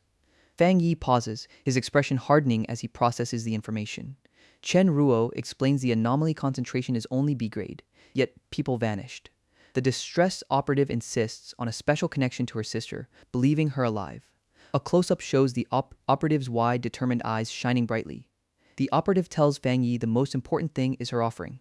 If he agrees to come, she pleads desperately, stating she has absolutely no other choice. The operative presents a small, dark box to Fang Yi with both hands. Fang Yi examines the sealed box, sensing a familiar Yang attribute inside. He questions the necessity of sealing such an item. The operative smiles, confirming there is something important inside. A flashback shows people raising their hands toward a massive golden crystal. The crystal is described as extracted from a mountain during a great change. It formed from an eruption of Yang attribute energy condensed into a spirit crystal. The crystal holds immense Yang attribute spiritual energy. UA City's treasure. Sister Lan notes spirit crystals are rare, demanding conditions for creation. Absorbing one offers awakeners without attributes a chance to gain strength. Spirit crystals are coveted by all factions, extremely precious and priceless. Silhouetted figures surround another glowing yellow crystal. Reaching out, the text explains spirit crystals form during dense spiritual energy collisions. Fang Yi accepts the deal, asking if they are leaving immediately. The operative shouts an enthusiastic affirmation. The vehicle drives along a winding mountain road toward U.S. City. Fang Yi asks what exactly transpired in U.S. City. Villagers reported movement from inside a sealed area, but no fluctuations follow. Authorities sealed the area, warning villagers away that night. Skeletons emerged from gravestones, dragging herb-gathering villagers inside. The location is confirmed. This is UA City. The dark-haired man's red eyes glow intensely, a skeletal hand manifesting behind him. A voice declares individual anomalies are weak, merely B-grade threats. A close-up shows the sinister, focused glare of the red-eyed combatant. The dark-haired man lunges forward, his golden blade meeting a spectral purple hand. His strike shatters the massive skeletal head emerging from the ground. Onlookers react in shock, questioning the sudden turn of events. They are horrified that the skeletons ignore the Yang attribute attacks. A thought bubble confirms the need to verify the opponent's power. The dark-haired man smirks, finding the mission suddenly intriguing. The speaker notes the skeletons feel no pain and regenerate upon destruction. The bandage-wrapped operative expresses disbelief at the endless horde. The operative worries even the burial sealer cannot handle this threat. Another combatant shouts encouragement, urging them not to lose hope. A woman in blue fiercely kicks through the encroaching purple skeletons. A different woman reacts in terror as fire erupts, consuming the undead. The burial sealer commands something to unfold. A close shot reveals the burial sealer's grim, determined expression. Observers question if this is the terrifying death attribute. Text confirms continuous absorption and conversion of death energy to reinforce Yang. A vast, fiery red aura engulfs the scene as two combatants face off. The burial sealer stands amidst intense flames, declaring his true strength. Spectators gasp, realizing the fire consumed both skeletons and gravestones. A declaration states narrow-mindedness is over. U City is saved, demanding introductions. The scene shifts to the U City Temporary Association Hall entrance. The blue-clad operative arrives, announcing the reinforcements. Taishi captain and burial sealer. Villagers panic. U City facing doom from encroaching graves. The blue-haired operative questions why Fang Yi returned with outsiders. A villager claims they were fooled. This is beyond B-grade anomaly threat. Someone mentions the burial sealer and excessive provocation. Fang Yi states he accepted a request and will settle the issue himself. The burial sealer declares he will resolve the current problem. Fang Yi's red eyes glow as he observes primitive villages and ceremonies. He senses the ritual feels strangely similar to local anomalies. The villagers react with shock and strange sound effects. A wide shot shows the crowd approaching a mountain altar. The younger operative warns the ritual starts, fearing grave monsters erupting. Fang Yi, with glowing red eyes, prepares for action. He steps forward, asking who will accompany him to this activity. A massive bonfire erupts in the Yui City Plaza, drawing attention. The plaza features a central pyre surrounded by onlookers and white ribbons. Devotees cry out, begging gods for mercy and offering their lives. More people prostrate themselves, screaming for divine mercy. The holy fire suddenly extinguishes, leaving the central pillar damaged. The villagers realize the gravestones are spawning skeleton monsters again. Horrifying skeletal figures rise from the ground amidst purple smoke. Panic ensues as people scream and flee the rising undead horde. An elder pleads, calling this a trial sent by the heavens. A mother clutches her crying child, desperately hoping for divine salvation. A scream rings out as skeletons attack, one grabbing a fleeing person. The small child watches in horror as her mother is dragged away. Villagers stare upward in shock as something intense occurs above them. People cry out, recognizing the massive flames as heavenly fire. A hand reaches down, pulling someone from the scorching heat. A silhouette stands atop the pillar amidst towering flames, declaring no need to pray. Fang Yi states clearly there are no gods, only his impending action. They will not come. The remaining villagers prostrate themselves, overwhelmed by the display. Crying survivors hail the manifestation, believing the god eradicated the disaster. They beg the divine being for salvation from the remaining skeletons. Fang Yi lets out a weary sigh amidst the glowing embers. He raises his hand, dark energy swirling around him. Fang Yi commands the Twilight Fire domain to unfold. A massive crimson sphere dominates the sky as skeletal hands reach up. Fang Yi clarifies his identity. Taishi Captain, codename Burial Sealer. The onlookers are stunned, questioning the nature of this power. The blue-haired operative confirms Fang Yi's legendary status to her shocked comrades. She recounts his feats, eradicating calamity-class anomalies in major cities. Fang Yi soars through the air, fire blazing around his hand. Rumors spread that headquarters made him an honored guest. Amidst purple shadows, Fang Yi descends toward skeletal horrors in the town. The system confirms the Twilight Fire domain absorbs attributes, enhancing Yang. He leaps down, wielding an enhanced Crimson Fire blade. Fang Yi unleashes the attack, shouting his goal to liberate Yue City. The immense fire engulfs the area, battling the purple ghostly flames. Survivors cheer, proclaiming heaven has not abandoned Yue City. They realize the threat is gone. Both graves and bones vanished. The text warns that the light pillars have increased in intensity. More ominous sound effects accompany the rising purple energy. An urgent announcement declares a fluctuation in the Jinming district. The blue-haired operative and the white-haired woman react with alarm. More purple light streams upward, meeting a dark, swirling mass above. A shocking realization. Another anomaly king, Fang Yi, stands ready, a golden aura surrounding him against a monstrous green skull. A system prompt begins analyzing an unknown attribute detected. The analysis confirms the attribute. Death attribute. The massive skeletal entity looms, its green eyes burning over Fang Yi. Fang Yi, enveloped in yellow energy, senses a very troublesome aura. The death attribute entity is wreathed in black tendrils, glowing intensely green. Fang Yi's expression hardens, reacting to the overwhelming presence. He feels intense mental distortion, his brain being polluted by a nauseating sensation. Observers question if a fully evolved anomaly king has already been born. The deathly aura is declared stronger than anything faced before. Fang Yi unleashes his power, pushing back the incoming black tendrils with yellow light. A close-up shows Fang Yi's determined, red glowing eye. He swings his fiery blade, cutting through the dark spectral attacks. Fang Yi explains Yang restrains dark and death is a branch of dark. The massive green-eyed skull looms over Fang Yi's successful counterattack. The blue-haired operative reacts with stunned silence and wide eyes. Meanwhile, in Taishi, a dark-haired woman expresses worry. Calling out Kuzan, the woman on the cliff reassures herself it's a normal mission, despite her fear. She regrets not going to Yue City with her cousin, knowing his strength. A woman on the phone reports receiving news about Yue City's lockdown. The grim update continues. Your cousin is in trouble near the mountains. At the Taishi Spirit Chi Association, despair sets in over the situation. A chilling question arises. Has the burial sealer truly fallen? Doubts surface about humanity's resistance if even the burial sealer failed. Shen City HQ convenes, lamenting the association's negligence toward Yue City. They note a B-grade fluctuation spawned an anomaly king. Conclusion: anomaly kings must be eliminated before their evolution completes. Guyuru interrupts, questioning the timing of such pronouncements. She declares firmly, I'm going to Yue City. A blue-clad operative shouts in protest. You're a Shen City Corps awakener. The speaker states the military mobilized forces to break through. Gu Yuru reflects on recent losses, a Vajra realm venerable, now a national pillar. She challenges the inaction. Abandon Yue City, refuse to fight anomalies. The blue-clad operative demands clarification. What do you mean, Gu Yuru? The operative yells that the burial sealer insisted on going to Yue City. He stresses that one wrong step means death in this spirit chi revival era. Gu Yuru retorts sharply. Why bother resisting or cultivating then? She recalls Elder Wu sacrificing himself to seal the Shen City threat. Why not just abandon Shen City and await extinction instead? Gu Yuru unleashes power, forcing the others back in the meeting room.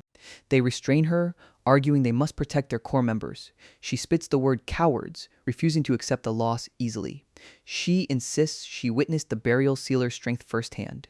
The scene shifts to the Yue City outskirts where military vehicles wait. A subordinate asks Elder Wu if they should retreat from the threat. Another operative screams in denial, finding the situation impossible. The dark-haired woman declares everyone has done enough, volunteering to go to Yue City alone. The scene shifts to Yue City Plaza, filled with gravestones and green spectral energy. Close on two prominent gravestones bearing the names Su Qingying and Chen Ruo. A man rises from a coffin, enveloped by writhing green centipede-like energy. The entity notes individual anomalies are weak, despite the B-grade threat level. A close-up reveals the man's face, eyes completely blacked out.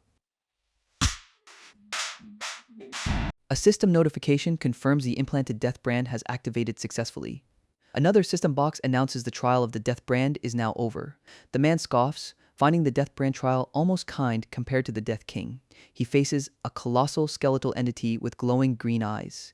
He states he never wants to repeat the experience of the rebirth trial. Realizing he was locked onto by the Death King's ability, he made a swift decision. A system message confirms he implanted the Death brand, learning all its abilities. Another combatant erupts in a terrifying red aura, face contorted in power. The man stands small beneath the massive green Death King entity. Text confirms the Death King's certain death rule is now active on him. A system message declares he has died, triggering the first step of the death brand. Upside down, the man smiles faintly as the system detects the brand on the Death King.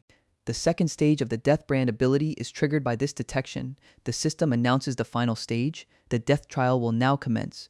Text explains the death trial is the threefold ordeal imposed by the brand. A complex visual shows a fiery red entity above a skull, with colored orbs below. The fire attribute ability, Mystic Yellow Spring, is unlocked, burning eternally. Text warns the body will face death's curse, collapsing endlessly. Text promises the gates of hell opening, evil spirits escorting to burial. The man states he barely passed the death brand skill trial using all strength. Close on the man's face, red eyes glowing, declaring the real battle starts now. He resolves to confront the Death King's certain death rule with green energy swirling. A hand crackles violently with intense blue shattering energy. The green-eyed skeletal entity looks on with confusion and suspicion. Blue energy blasts downward, striking a massive object from above. The man dives away as the object shatters from the powerful blue impact. A massive explosion erupts from the ground in a burst of green light.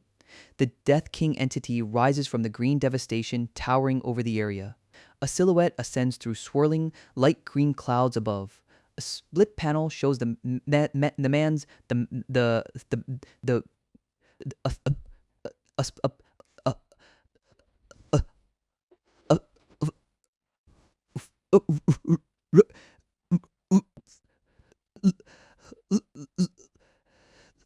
The man observes the intense death energy emanating from the massive foe.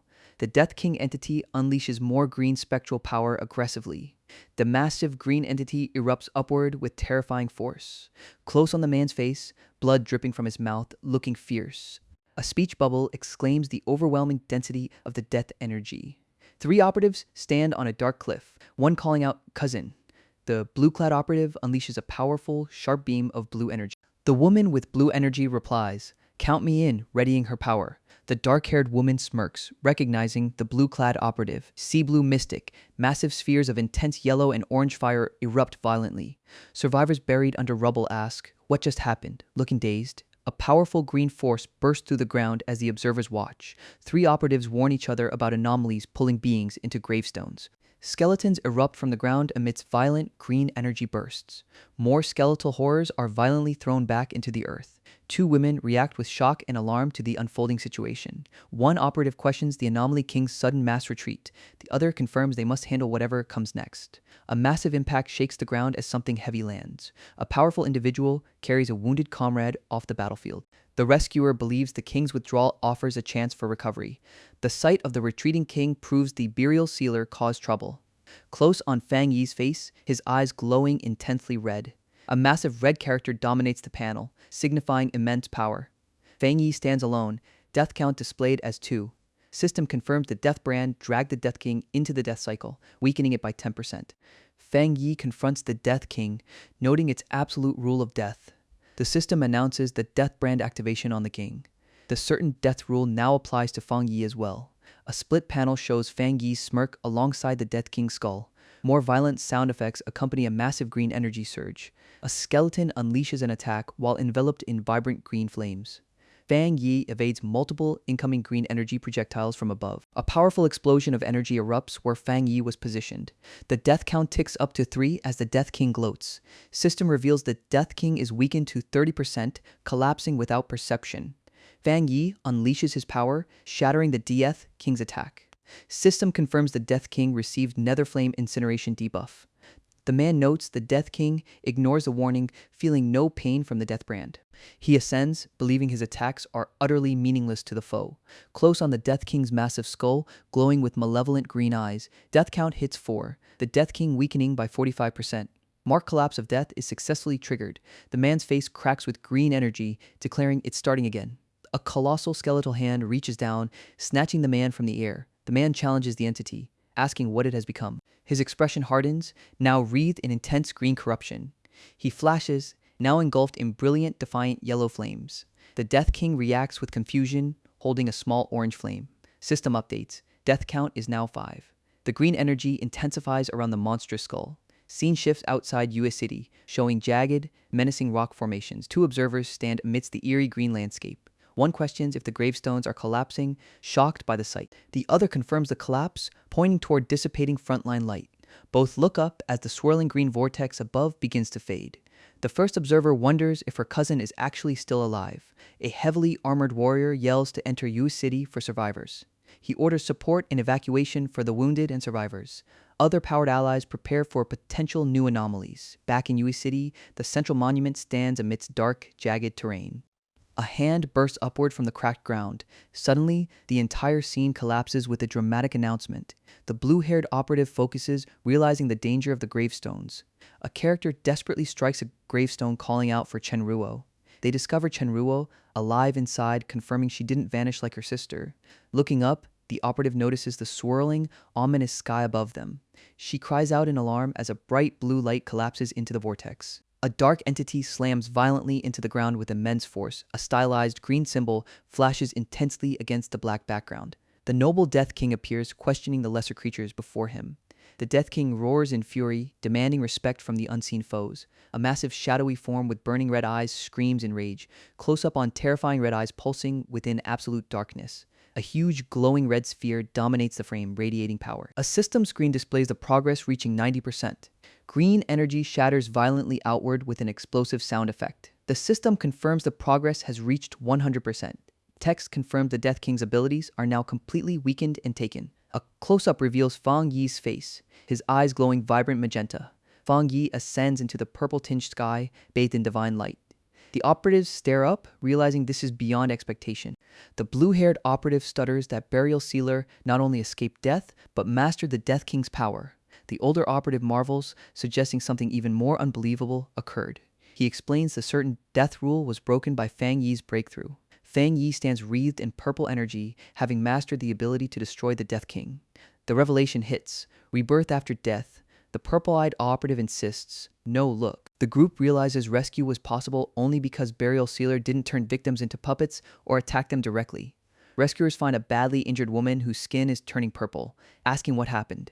The injured woman awakens, muttering about the noise and questioning if she was already dead. Observers point upward, shocked by a purple aura, questioning if it's an anomaly king or death god.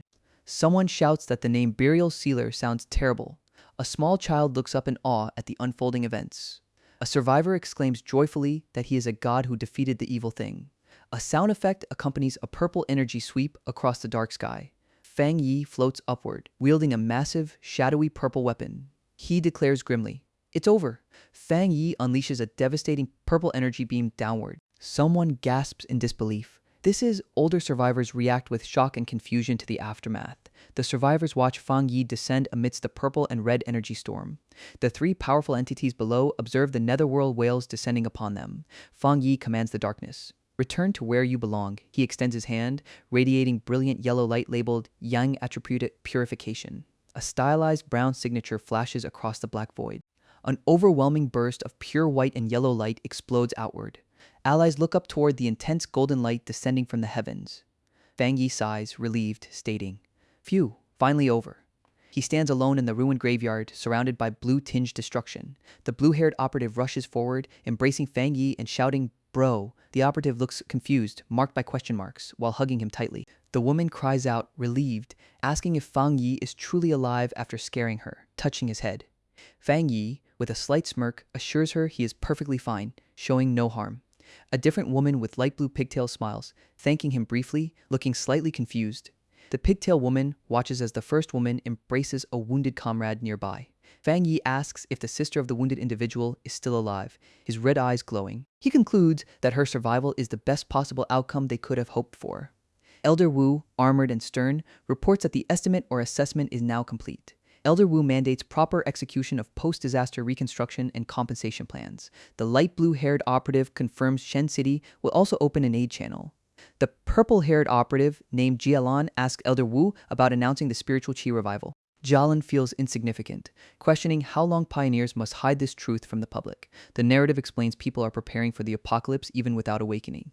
Elder Wu reassures Jialan she doesn't need to carry everyone's fate alone. He states every pioneer has their own mission, and their efforts are sufficient. The light blue-haired operative notes they initially came to support Burial Sealer.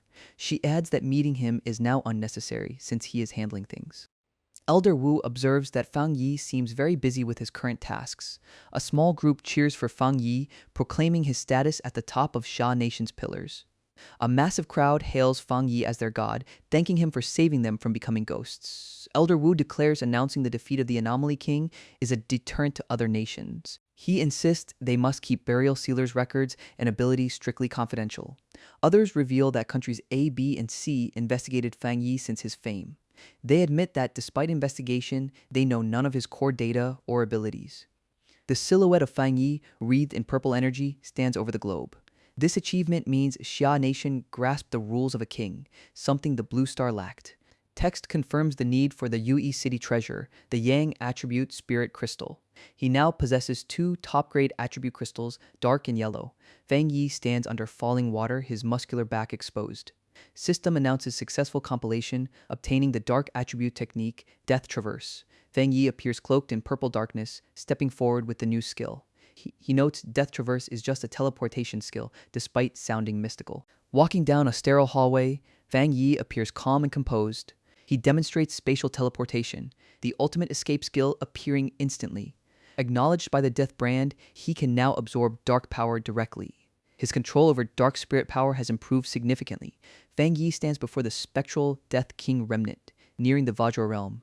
He recalls the Yang Crystal, Chen Ruo's promised payment for saving Yue City. Yue City held a grand handover ceremony instead of a private exchange. They even built a new statue of Fang Yi for his heroism. Dismissing the fuss, Fang Yi holds up the glowing yellow crystal. His red eyes focus intensely on the Yang Attribute Spirit Crystal. A massive vortex of intense red and yellow energy erupts skyward. System detects Yang fluctuations, identifying the Yang Attribute Spirit Crystal. Activating ultimate computation, the system begins compiling the new power. Fang Yi channels the intense yellow energy between his hands. Compilation successful. A bright blue frame flashes. A silhouette bursts forth in a blinding yellow light explosion.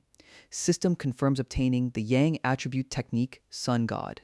The Sun God technique summons a divine avatar to burn all realms. A golden sun symbol cracks across Fang Yi's forehead, radiating power. Pioneer Forum chatter notes familiar Yang attribute presence in Taisu City. Back again. Forum users question if Burial Sealer gained a new ability, noting this phenomenon differs. One pioneer complains about nearly being roasted like a monkey during a mission. A dark-haired man questions if the prophet from country B might be correct, clenching his fist. The red-haired woman looks skeptical, dismissing superstitious frauds who would panic first. The woman notes that Xia Nation has experienced significant recent turmoil. The dark-haired man mocks the woman, asking if she hates revival because people now look down on her. He cruelly suggests being trash in this world must feel awful. The woman's eyes widen in shock, realizing he doesn't want to team up with Burial Sealer. The man laughs, asking if she is even worthy, stating Burial Sealer never teams up. The group kicks her out, telling her to go team up with Burial Sealer instead. The woman yells, demanding her share since she completed the mission with them. She screams, "Get lost!" as she unleashes power against the grinning shadows. The woman shouts, "Just you wait," her purple eyes blazing with fury. The dark-haired man explains rivals are panicking because news spread of her strength against an anomaly king. An older man with white hair confirms Country B won't let Xia grow stronger peacefully. A shadowy entity in red glows over a city, claiming the last disaster involved Country B. Fang Yi wonders if Country B is truly weaker than them, pondering why they didn't stop the catastrophe. The older man confirms predictions showed disaster striking Country B first, but it hit Shen City. The older man admits he hadn't considered that point. Back in an office, Fang Yi interacts with a laptop while a white-haired operative watches. A close-up shows a hand aggressively striking the laptop keyboard. A system notification confirms Burial Sealer V, boasting the apocalypse can't match his breakthrough speed. Observers react in shock, questioning if Burial Sealer is breaking through again toward the Vajra realm. Other powered allies marvel at Xia Nation standing atop the new era of spiritual Qi revival. The system notes the young and dark attributes are dangerous but full of opportunities. Headquarters informs them departure for the mission is scheduled for tomorrow morning. Fang Yi agrees, seeing a perfect chance to test his two new abilities. He stands in a rugged vehicle speeding through a rocky canyon. A sharp sound effect rings out as shadows stretch beneath the arriving people. Fang Yi notes the large escort, realizing they set up real-time monitoring. His red eyes fix forward, showing intense focus amidst the grim environment. Outside the restricted zone, a massive dark storm swirls above the mountains. Someone questions the identity of the approaching figures. The woman explains they are pigs from Shen City and Hai City. She adds they are all 3-star Spirit Creation Realm talents.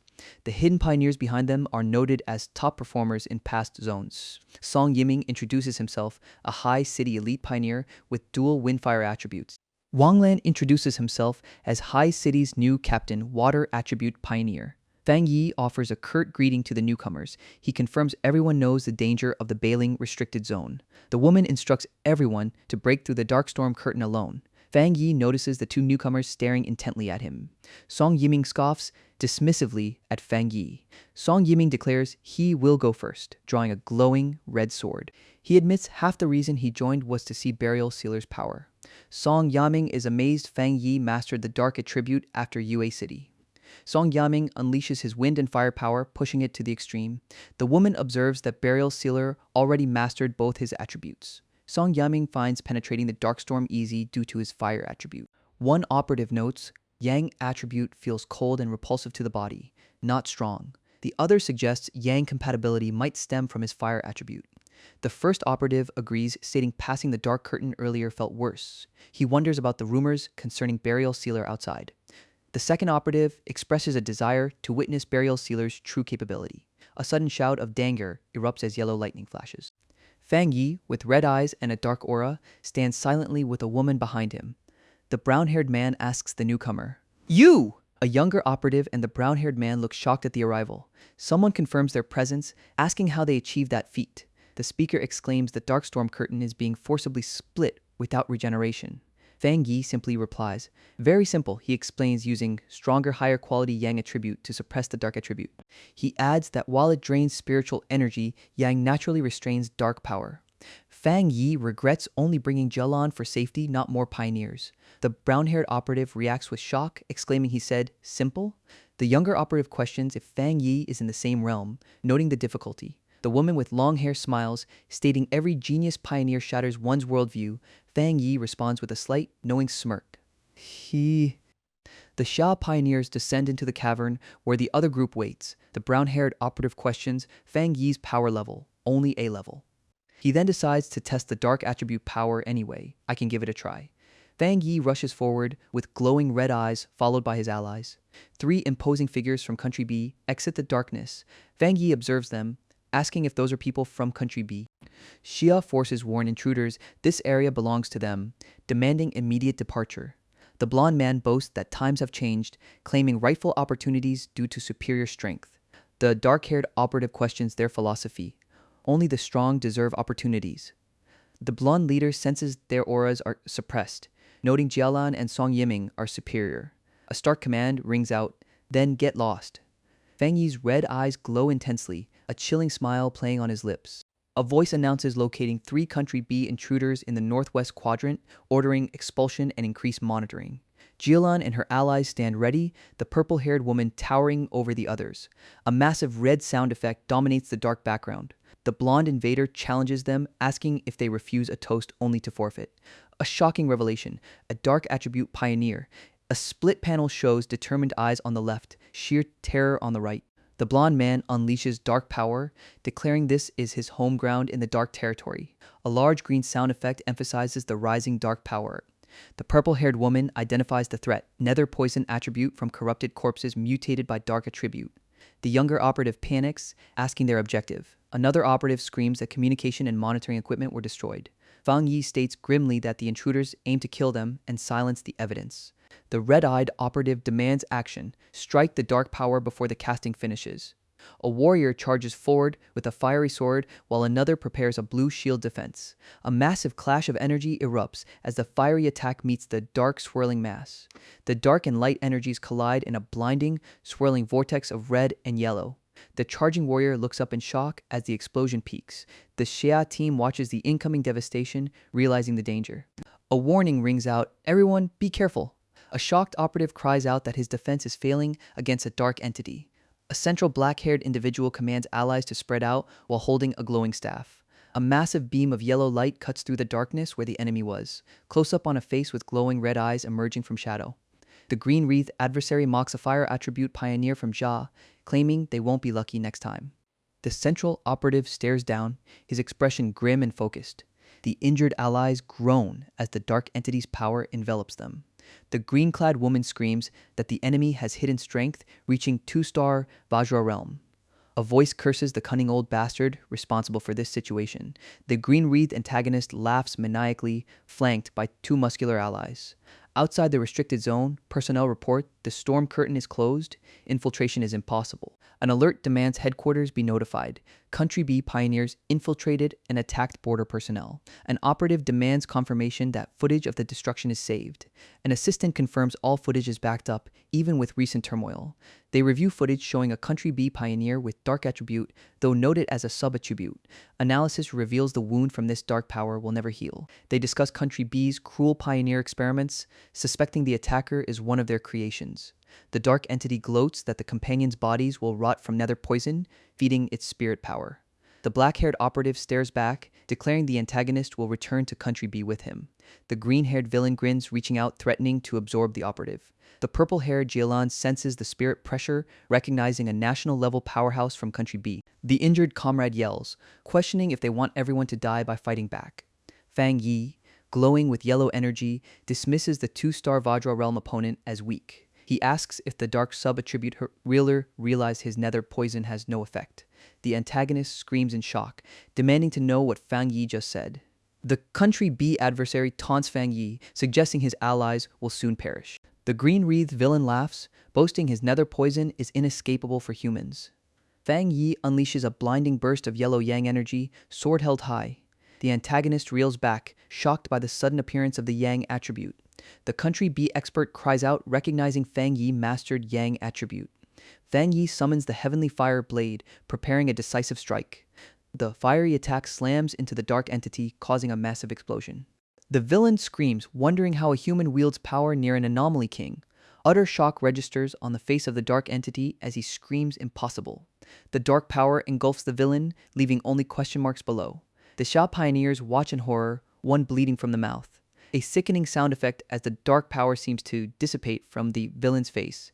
Fang Yi stands calmly, red eyes assessing the situation. The green-wreathed foe roars, claiming the dense dark attribute prevents his death. The brown-haired pioneer gasps, realizing the enemy is somehow still alive. The enemy gloats that Fang Yi relies on the abundant dark attribute here. Fang Yi counters, asking if the villain intends to heal with dark attribute energy. He mocks the villain's nether poison conversion rate as pathetically low. Fang Yi declares he doesn't need his new killing move to win. A close-up on Fang Yi's intense gaze questions the opponent's strength. The green-wreathed antagonist screams in confusion, his power suppressed. The villain thrashes, demanding why his healing power fails. Fang Yi delicately handles a small sliver of material, his expression cold. A massive burst of light erupts as Fang Yi unleashes a final, powerful move. Fang Yi walks away from the smoking remains of his opponents, stating, "It's done." Two operatives recoil as purple lightning crackles around them. Fang Yi stands tall, holding dark energy, declaring he removes the dark attribute. The Country B pioneers react with shock at Fang Yi's swift action. The purple-haired woman notes the ease with which Fang Yi killed the Vajra Realm pioneer. The black-haired operative observes the dead pioneer's chaotic spirit energy. He questions why Country B didn't know about Xia's Yang attribute pioneer. The woman wonders why they are unaware of Fang Yi specifically. She mentions the rumor of an anomaly that nearly destroyed Shen City. This anomaly was supposedly meant for Country B, blocked by Elder Wu. The operative admits the rumor sounds far-fetched without proof. Fang Yi states he doesn't think the speculation is exaggerated. The woman agrees, noting Elder Wu was Xia's pillar among pioneers. She confirms Country B always clashes with them, making Wu a target. The green-wreathed antagonist realizes he avenged Elder Wu unknowingly. Song Yiming vows to hang Fang Yi's portrait and strive for his acknowledgement. The other pioneer mutters that the Yang attribute fried Song Yiming's brain. Fang Yi tells Jielan the corrupted pioneers cannot enter the core yet. He instructs Jielan to take them back or train them on the outskirts. Fang Yi declares he is heading to see the core of the Mingying Forbidden Zone. A close-up shows Fang Yi's determined face with glowing yellow eyes. A massive blue and yellow lightning storm erupts as Fang Yi enters. The onlookers gasp, asking if he just went in like that. Song Yiming and the other pioneer look stunned by the sudden entry. One asks Jialan their chances if they attempted the core. Jialan replies that she used to be Elder Wu's successor, stepping back after Burial Sealer appeared. Someone observes the core, recognizing the Mingying Forbidden Zone's true form. The massive structure resembles a divine eye from satellite images. Fang Yi holds a dark sphere, feeling something strange. He senses his two extreme attributes slowly merging into a new spirit force. The change started the moment he touched the core. A system notification declares the turbid Yang attribute is newly formed. His hand manifests the swirling purple and yellow energy. The system begins data acquisition and compilation. A close-up shows the dark sphere swirling intensely in his palm. The fusion of Yang and dark energy surrounds Fang Yi. His eyes glow white as a new technique is revealed, Spirit Turbid Eye Arts. Observers note the dark attribute within the black pool has been completely drained. A shocked operative questions if the dark attribute fused with Yang. Another operative screams, asking what kind of monster this is. The purple-haired woman asks if they feel the change. She asks if the others feel the new spirit force, which is terrifying. Song Yiming and the water attribute pioneer sense the difference. They note the new force lacks the usual repulsion of dark power. One pioneer suggests they should try cultivating this new power too. The purple-haired woman insists there is no time, urging immediate cultivation. She sits down, initiating cultivation with the residual energy. Song Yiming also begins cultivating the leftovers. Outside the zone, monitoring personnel see overwhelming energy readings. They realize the Country B pioneers have vanished from their scans. The Xia operatives speculate Burial Sealer dealt with the Country B intruders. The B country leader demands answers about the missing operative, furious. A subordinate suggests the missing pioneer might be dead, not just gone. The subordinate grimly reports heavy losses, blaming Xia Country's cunning tactics. The leader explodes, demanding the promised benefits from Xia Country or funding ceases. The long-haired operative vows revenge for the humiliation, but pauses with, however, the operative asserts his pride as a B country pioneer, despising threats from his own side. The B country leader and his guards glare menacingly at the defiant operative. The operative threatens to contact Xia's leadership, demanding they teach the leader a lesson. A large red sound effect dominates the black panel. The operative asks if there are results after surveying the area. The operative, flanked by cloak shadows, learns they cannot enter Xia's zone. They confirm the implanted tracking device was destroyed. The operative considers interference from the Mingying zone fluctuations as a possibility. The operative vows vengeance against Xia Country with intense glowing eyes. A massive purple vortex marks the Mingying Forbidden Zone core. A description appears, Spirit Turbid Eye Arts drags beings into despair. A close-up shows someone engulfed in intense yellow flames, smiling. The text explains the technique can trap enemies in illusions until death. Fang Yi stands alone on the rocky ground, questioning the convenience of the situation. A figure glows intensely white and purple, radiating immense power. The glowing figure coughs violently, clutching his chest. The injured person touches his mouth, tasting blood. Noting the overwhelming dark power, he realizes the new attribute still causes backlash even after forming. A close-up shows a different set of eyes glowing yellow, thinking interesting. The yellow-eyed person expresses excitement for a long-awaited challenge. The central figure challenges the seated delegates, noting their strong opinions.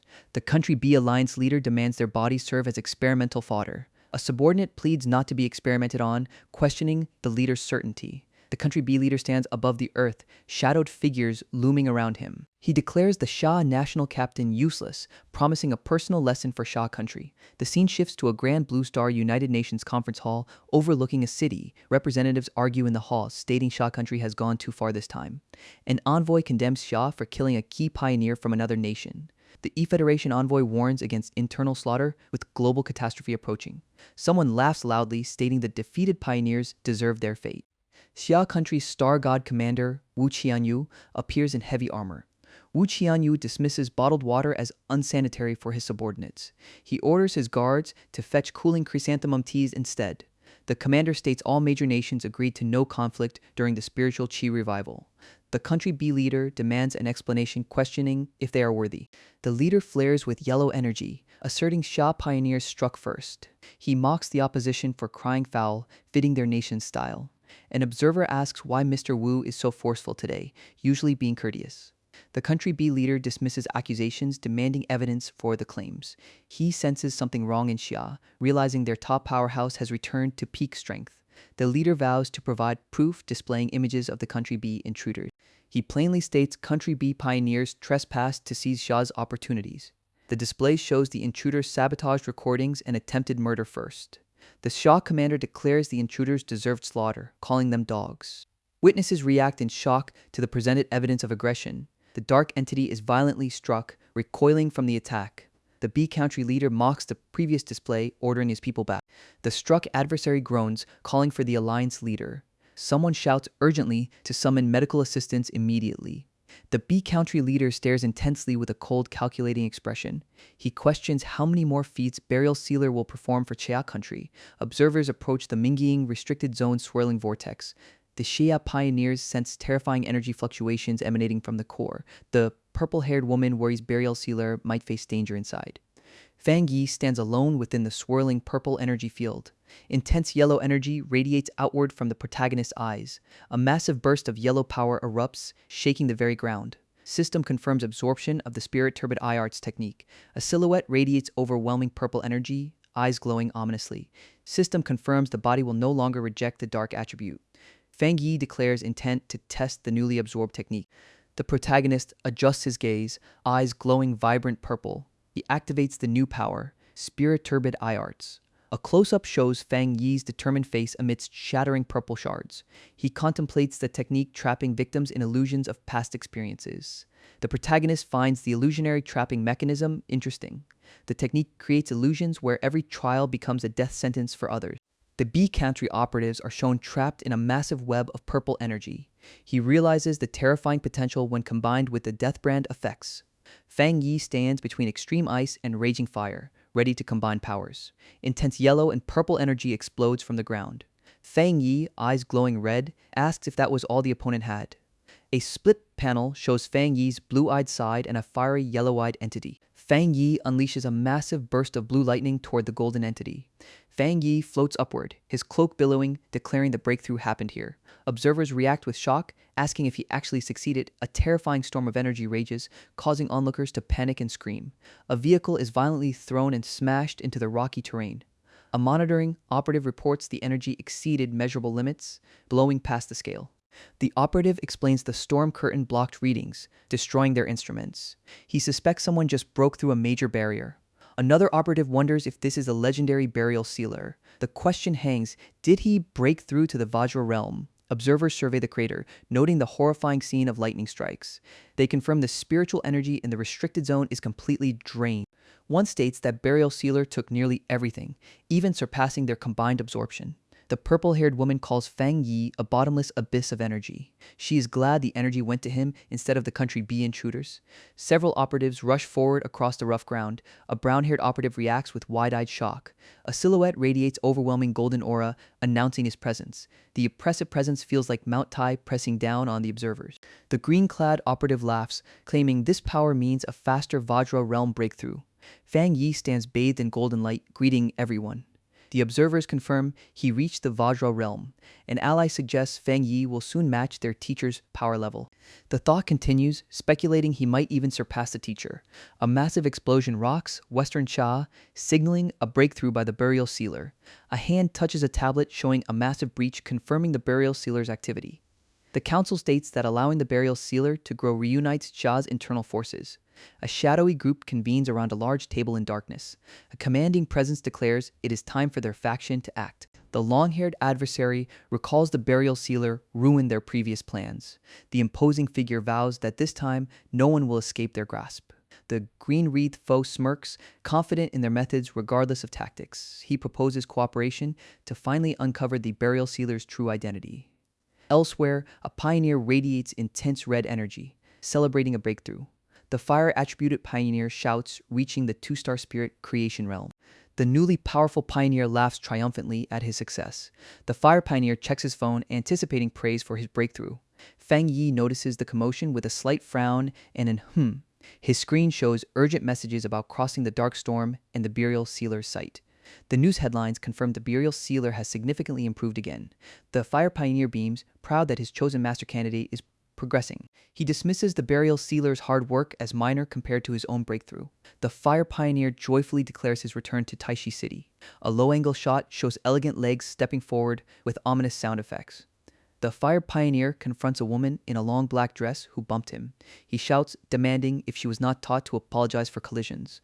The woman in the witch hat turns, offering a sarcastic apology while adjusting sunglasses. A close-up reveals a terrifying cracked eye glowing with intense purple energy. The captured operative gasps, surrounded by swirling purple energy rings. A stylized, dripping purple and black logo appears dramatically. The woman in the black dress smirks, her lips painted a deep crimson. She beckons the muscular operative, inviting him to follow her to someone waiting. The operative hesitantly asks about their destination. The mysterious woman adjusts her wide-brimmed hat, revealing a purple-tinged eye. Red, scratchy sound effects emphasize the tension. They enter a grand Gothic hall bathed in eerie purple light and shadows. The woman's expression hardens, her gaze intense under the shade of her glasses. Shadowy, cloaked forms descend in the alleyway as the pair walks toward the city. The woman commands the operative to infiltrate Taishi City for the priest. A massive, shadowy purple hand descends over the cityscape. Men in suits discuss turning the burial sealer's base into their territory. They proclaim the heaven-chosen cult will dominate all of Xia Nation by the priest's will. The captured operative groans weakly on a cold examination table. He cries out that he knows nothing, even if they kill him. The operative panics, realizing his head is splitting and he is disoriented. He screams, realizing his mouth won't obey him. They are brainwashing him. The captive realizes these beasts seek intel on his future master. He finds relief, thinking he luckily doesn't know anything important. In a grand cathedral, a robed priest stands before kneeling followers. A subordinate reports the captive is ignorant, asking if he should be used as bait. The man in black expresses concern that the burial sealer might not appear. The priest declares he will intensify the captive's confession, assuring them the target is captured. The Taishi Spirit Chi Association members question if someone sought help for Zhang Lu, the burial sealer. The subordinate confirms seeking Lord Burial Sealer to become his disciple for self-improvement. The red-haired operative explains their extensive search across Taishi and beyond for information. They reveal young Master Zhang may have been abducted by the Heaven-Chosen cult. A question hangs, the Heaven-Chosen cult. Another asks why this cult would specifically target Zhang Lu. The red-haired operative explains confronting the Heaven-Chosen cult is impossible for them.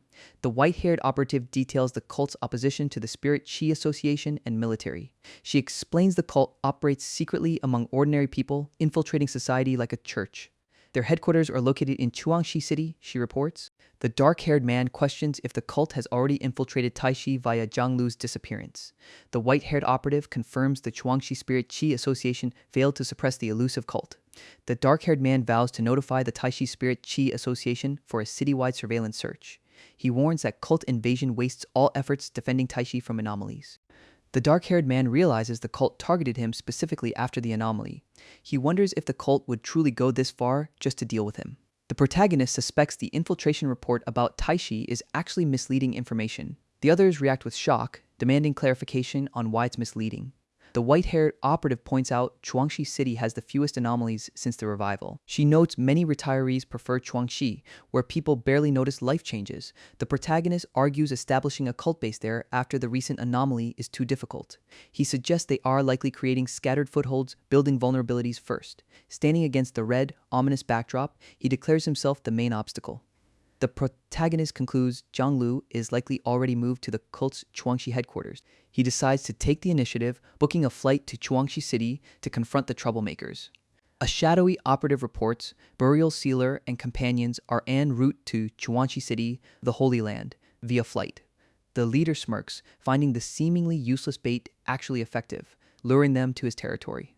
A fist clenches, radiating intense purple energy, as the cult leader insists on proper reception for the heretics. The dark-robed woman asks if these heretics can even be utilized by their holy cult. A priest stands before a robed figure in a cathedral, stating heretics cannot be enlightened. The robed figure agrees, declaring only destruction awaits the heretics. Dark purple energy erupts around the robed figure as they decree purification through burning. Chuanxi City Airport is shown under a bright, clear sky. An operative notes the surprise that flights still operate normally in Xia post-revival. Another companion confirms flights are dwindling, crediting the Spirit Qi Association for timely booking. Fang Yi tells his companions they will simply wait where they are. The companions look confused, questioning the need to wait. Burial Sealer silences them, pointing a finger telling them to listen closely. He reveals their enemies have already arrived, showing shadowy figures surrounding them. Close up on the attackers, wraith-like figures with glowing purple, spiraling eyes. Fang Yi warns his allies to be careful, specifically not to look into the enemy's eyes. The companions brace themselves, readying their attacks. The seductive woman in black embraces Fang Yi from behind, teasing him about his warning. She mocks him for not closing his own eyes while telling others to keep theirs shut. The illusionist acknowledges the two-star spirit creation realm breakthrough. A white circle displays the words, "Not bad." Fang Yi's silhouette glows intensely red, naming the technique, Spirit Turbid Eye Arts. The enemy screams in disbelief, questioning how Burial Sealer possesses an illusion technique. The enemy counters, asking if Fang Yi dares use illusions against their specialty. The illusionist proudly displays a glowing purple pocket watch, claiming enlightenment from the priest. The dark-haired man smirks, commanding the captive to continue. The masked adversary reacts with wide, glowing purple eyes in horror.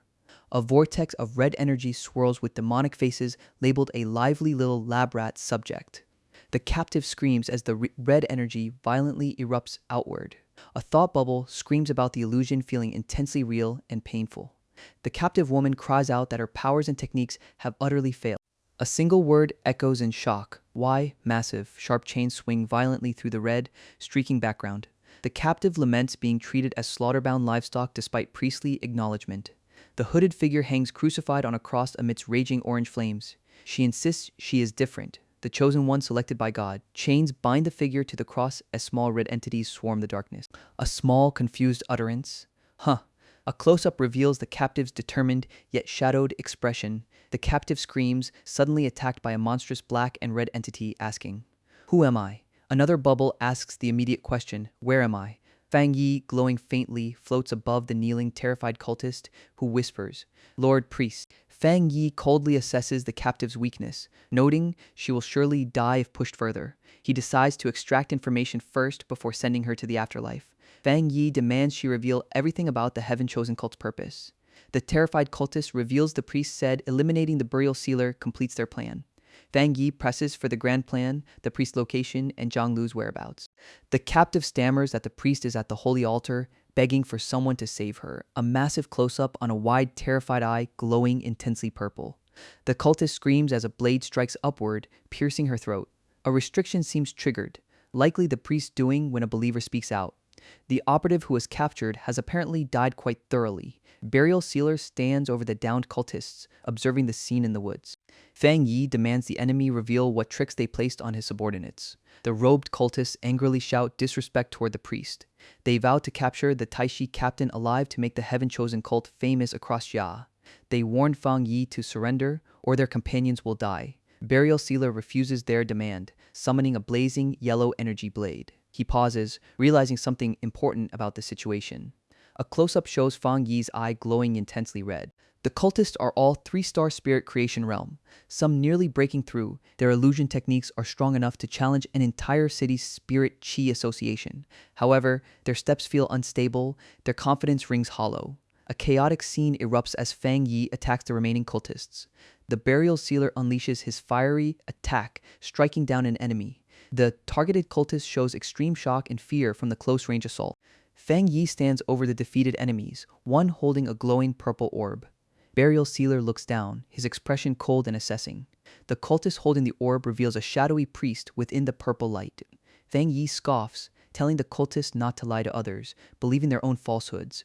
He notes Chuangxi City is protected by military zones, questioning the source of their anomalies. Fang Yi accuses them of deceiving the masses for wealth and cultivation breakthroughs. Inside a grand cathedral, a robed priest stands before an altar. The priest declares the cult's methods are despicable. The robed woman smirks, mocking Fang Yi's accusation. The cultist proclaims their path of evolution leads to a glorious future. Loud impact sounds accompany a clash of yellow energy and purple aura. Burial Sealer descends rapidly, eyes glowing red, holding a curved golden weapon. He declares that since they believe the weak must die, they all deserve death. A massive impact occurs as Burial Sealer's strike meets the enemy's defense.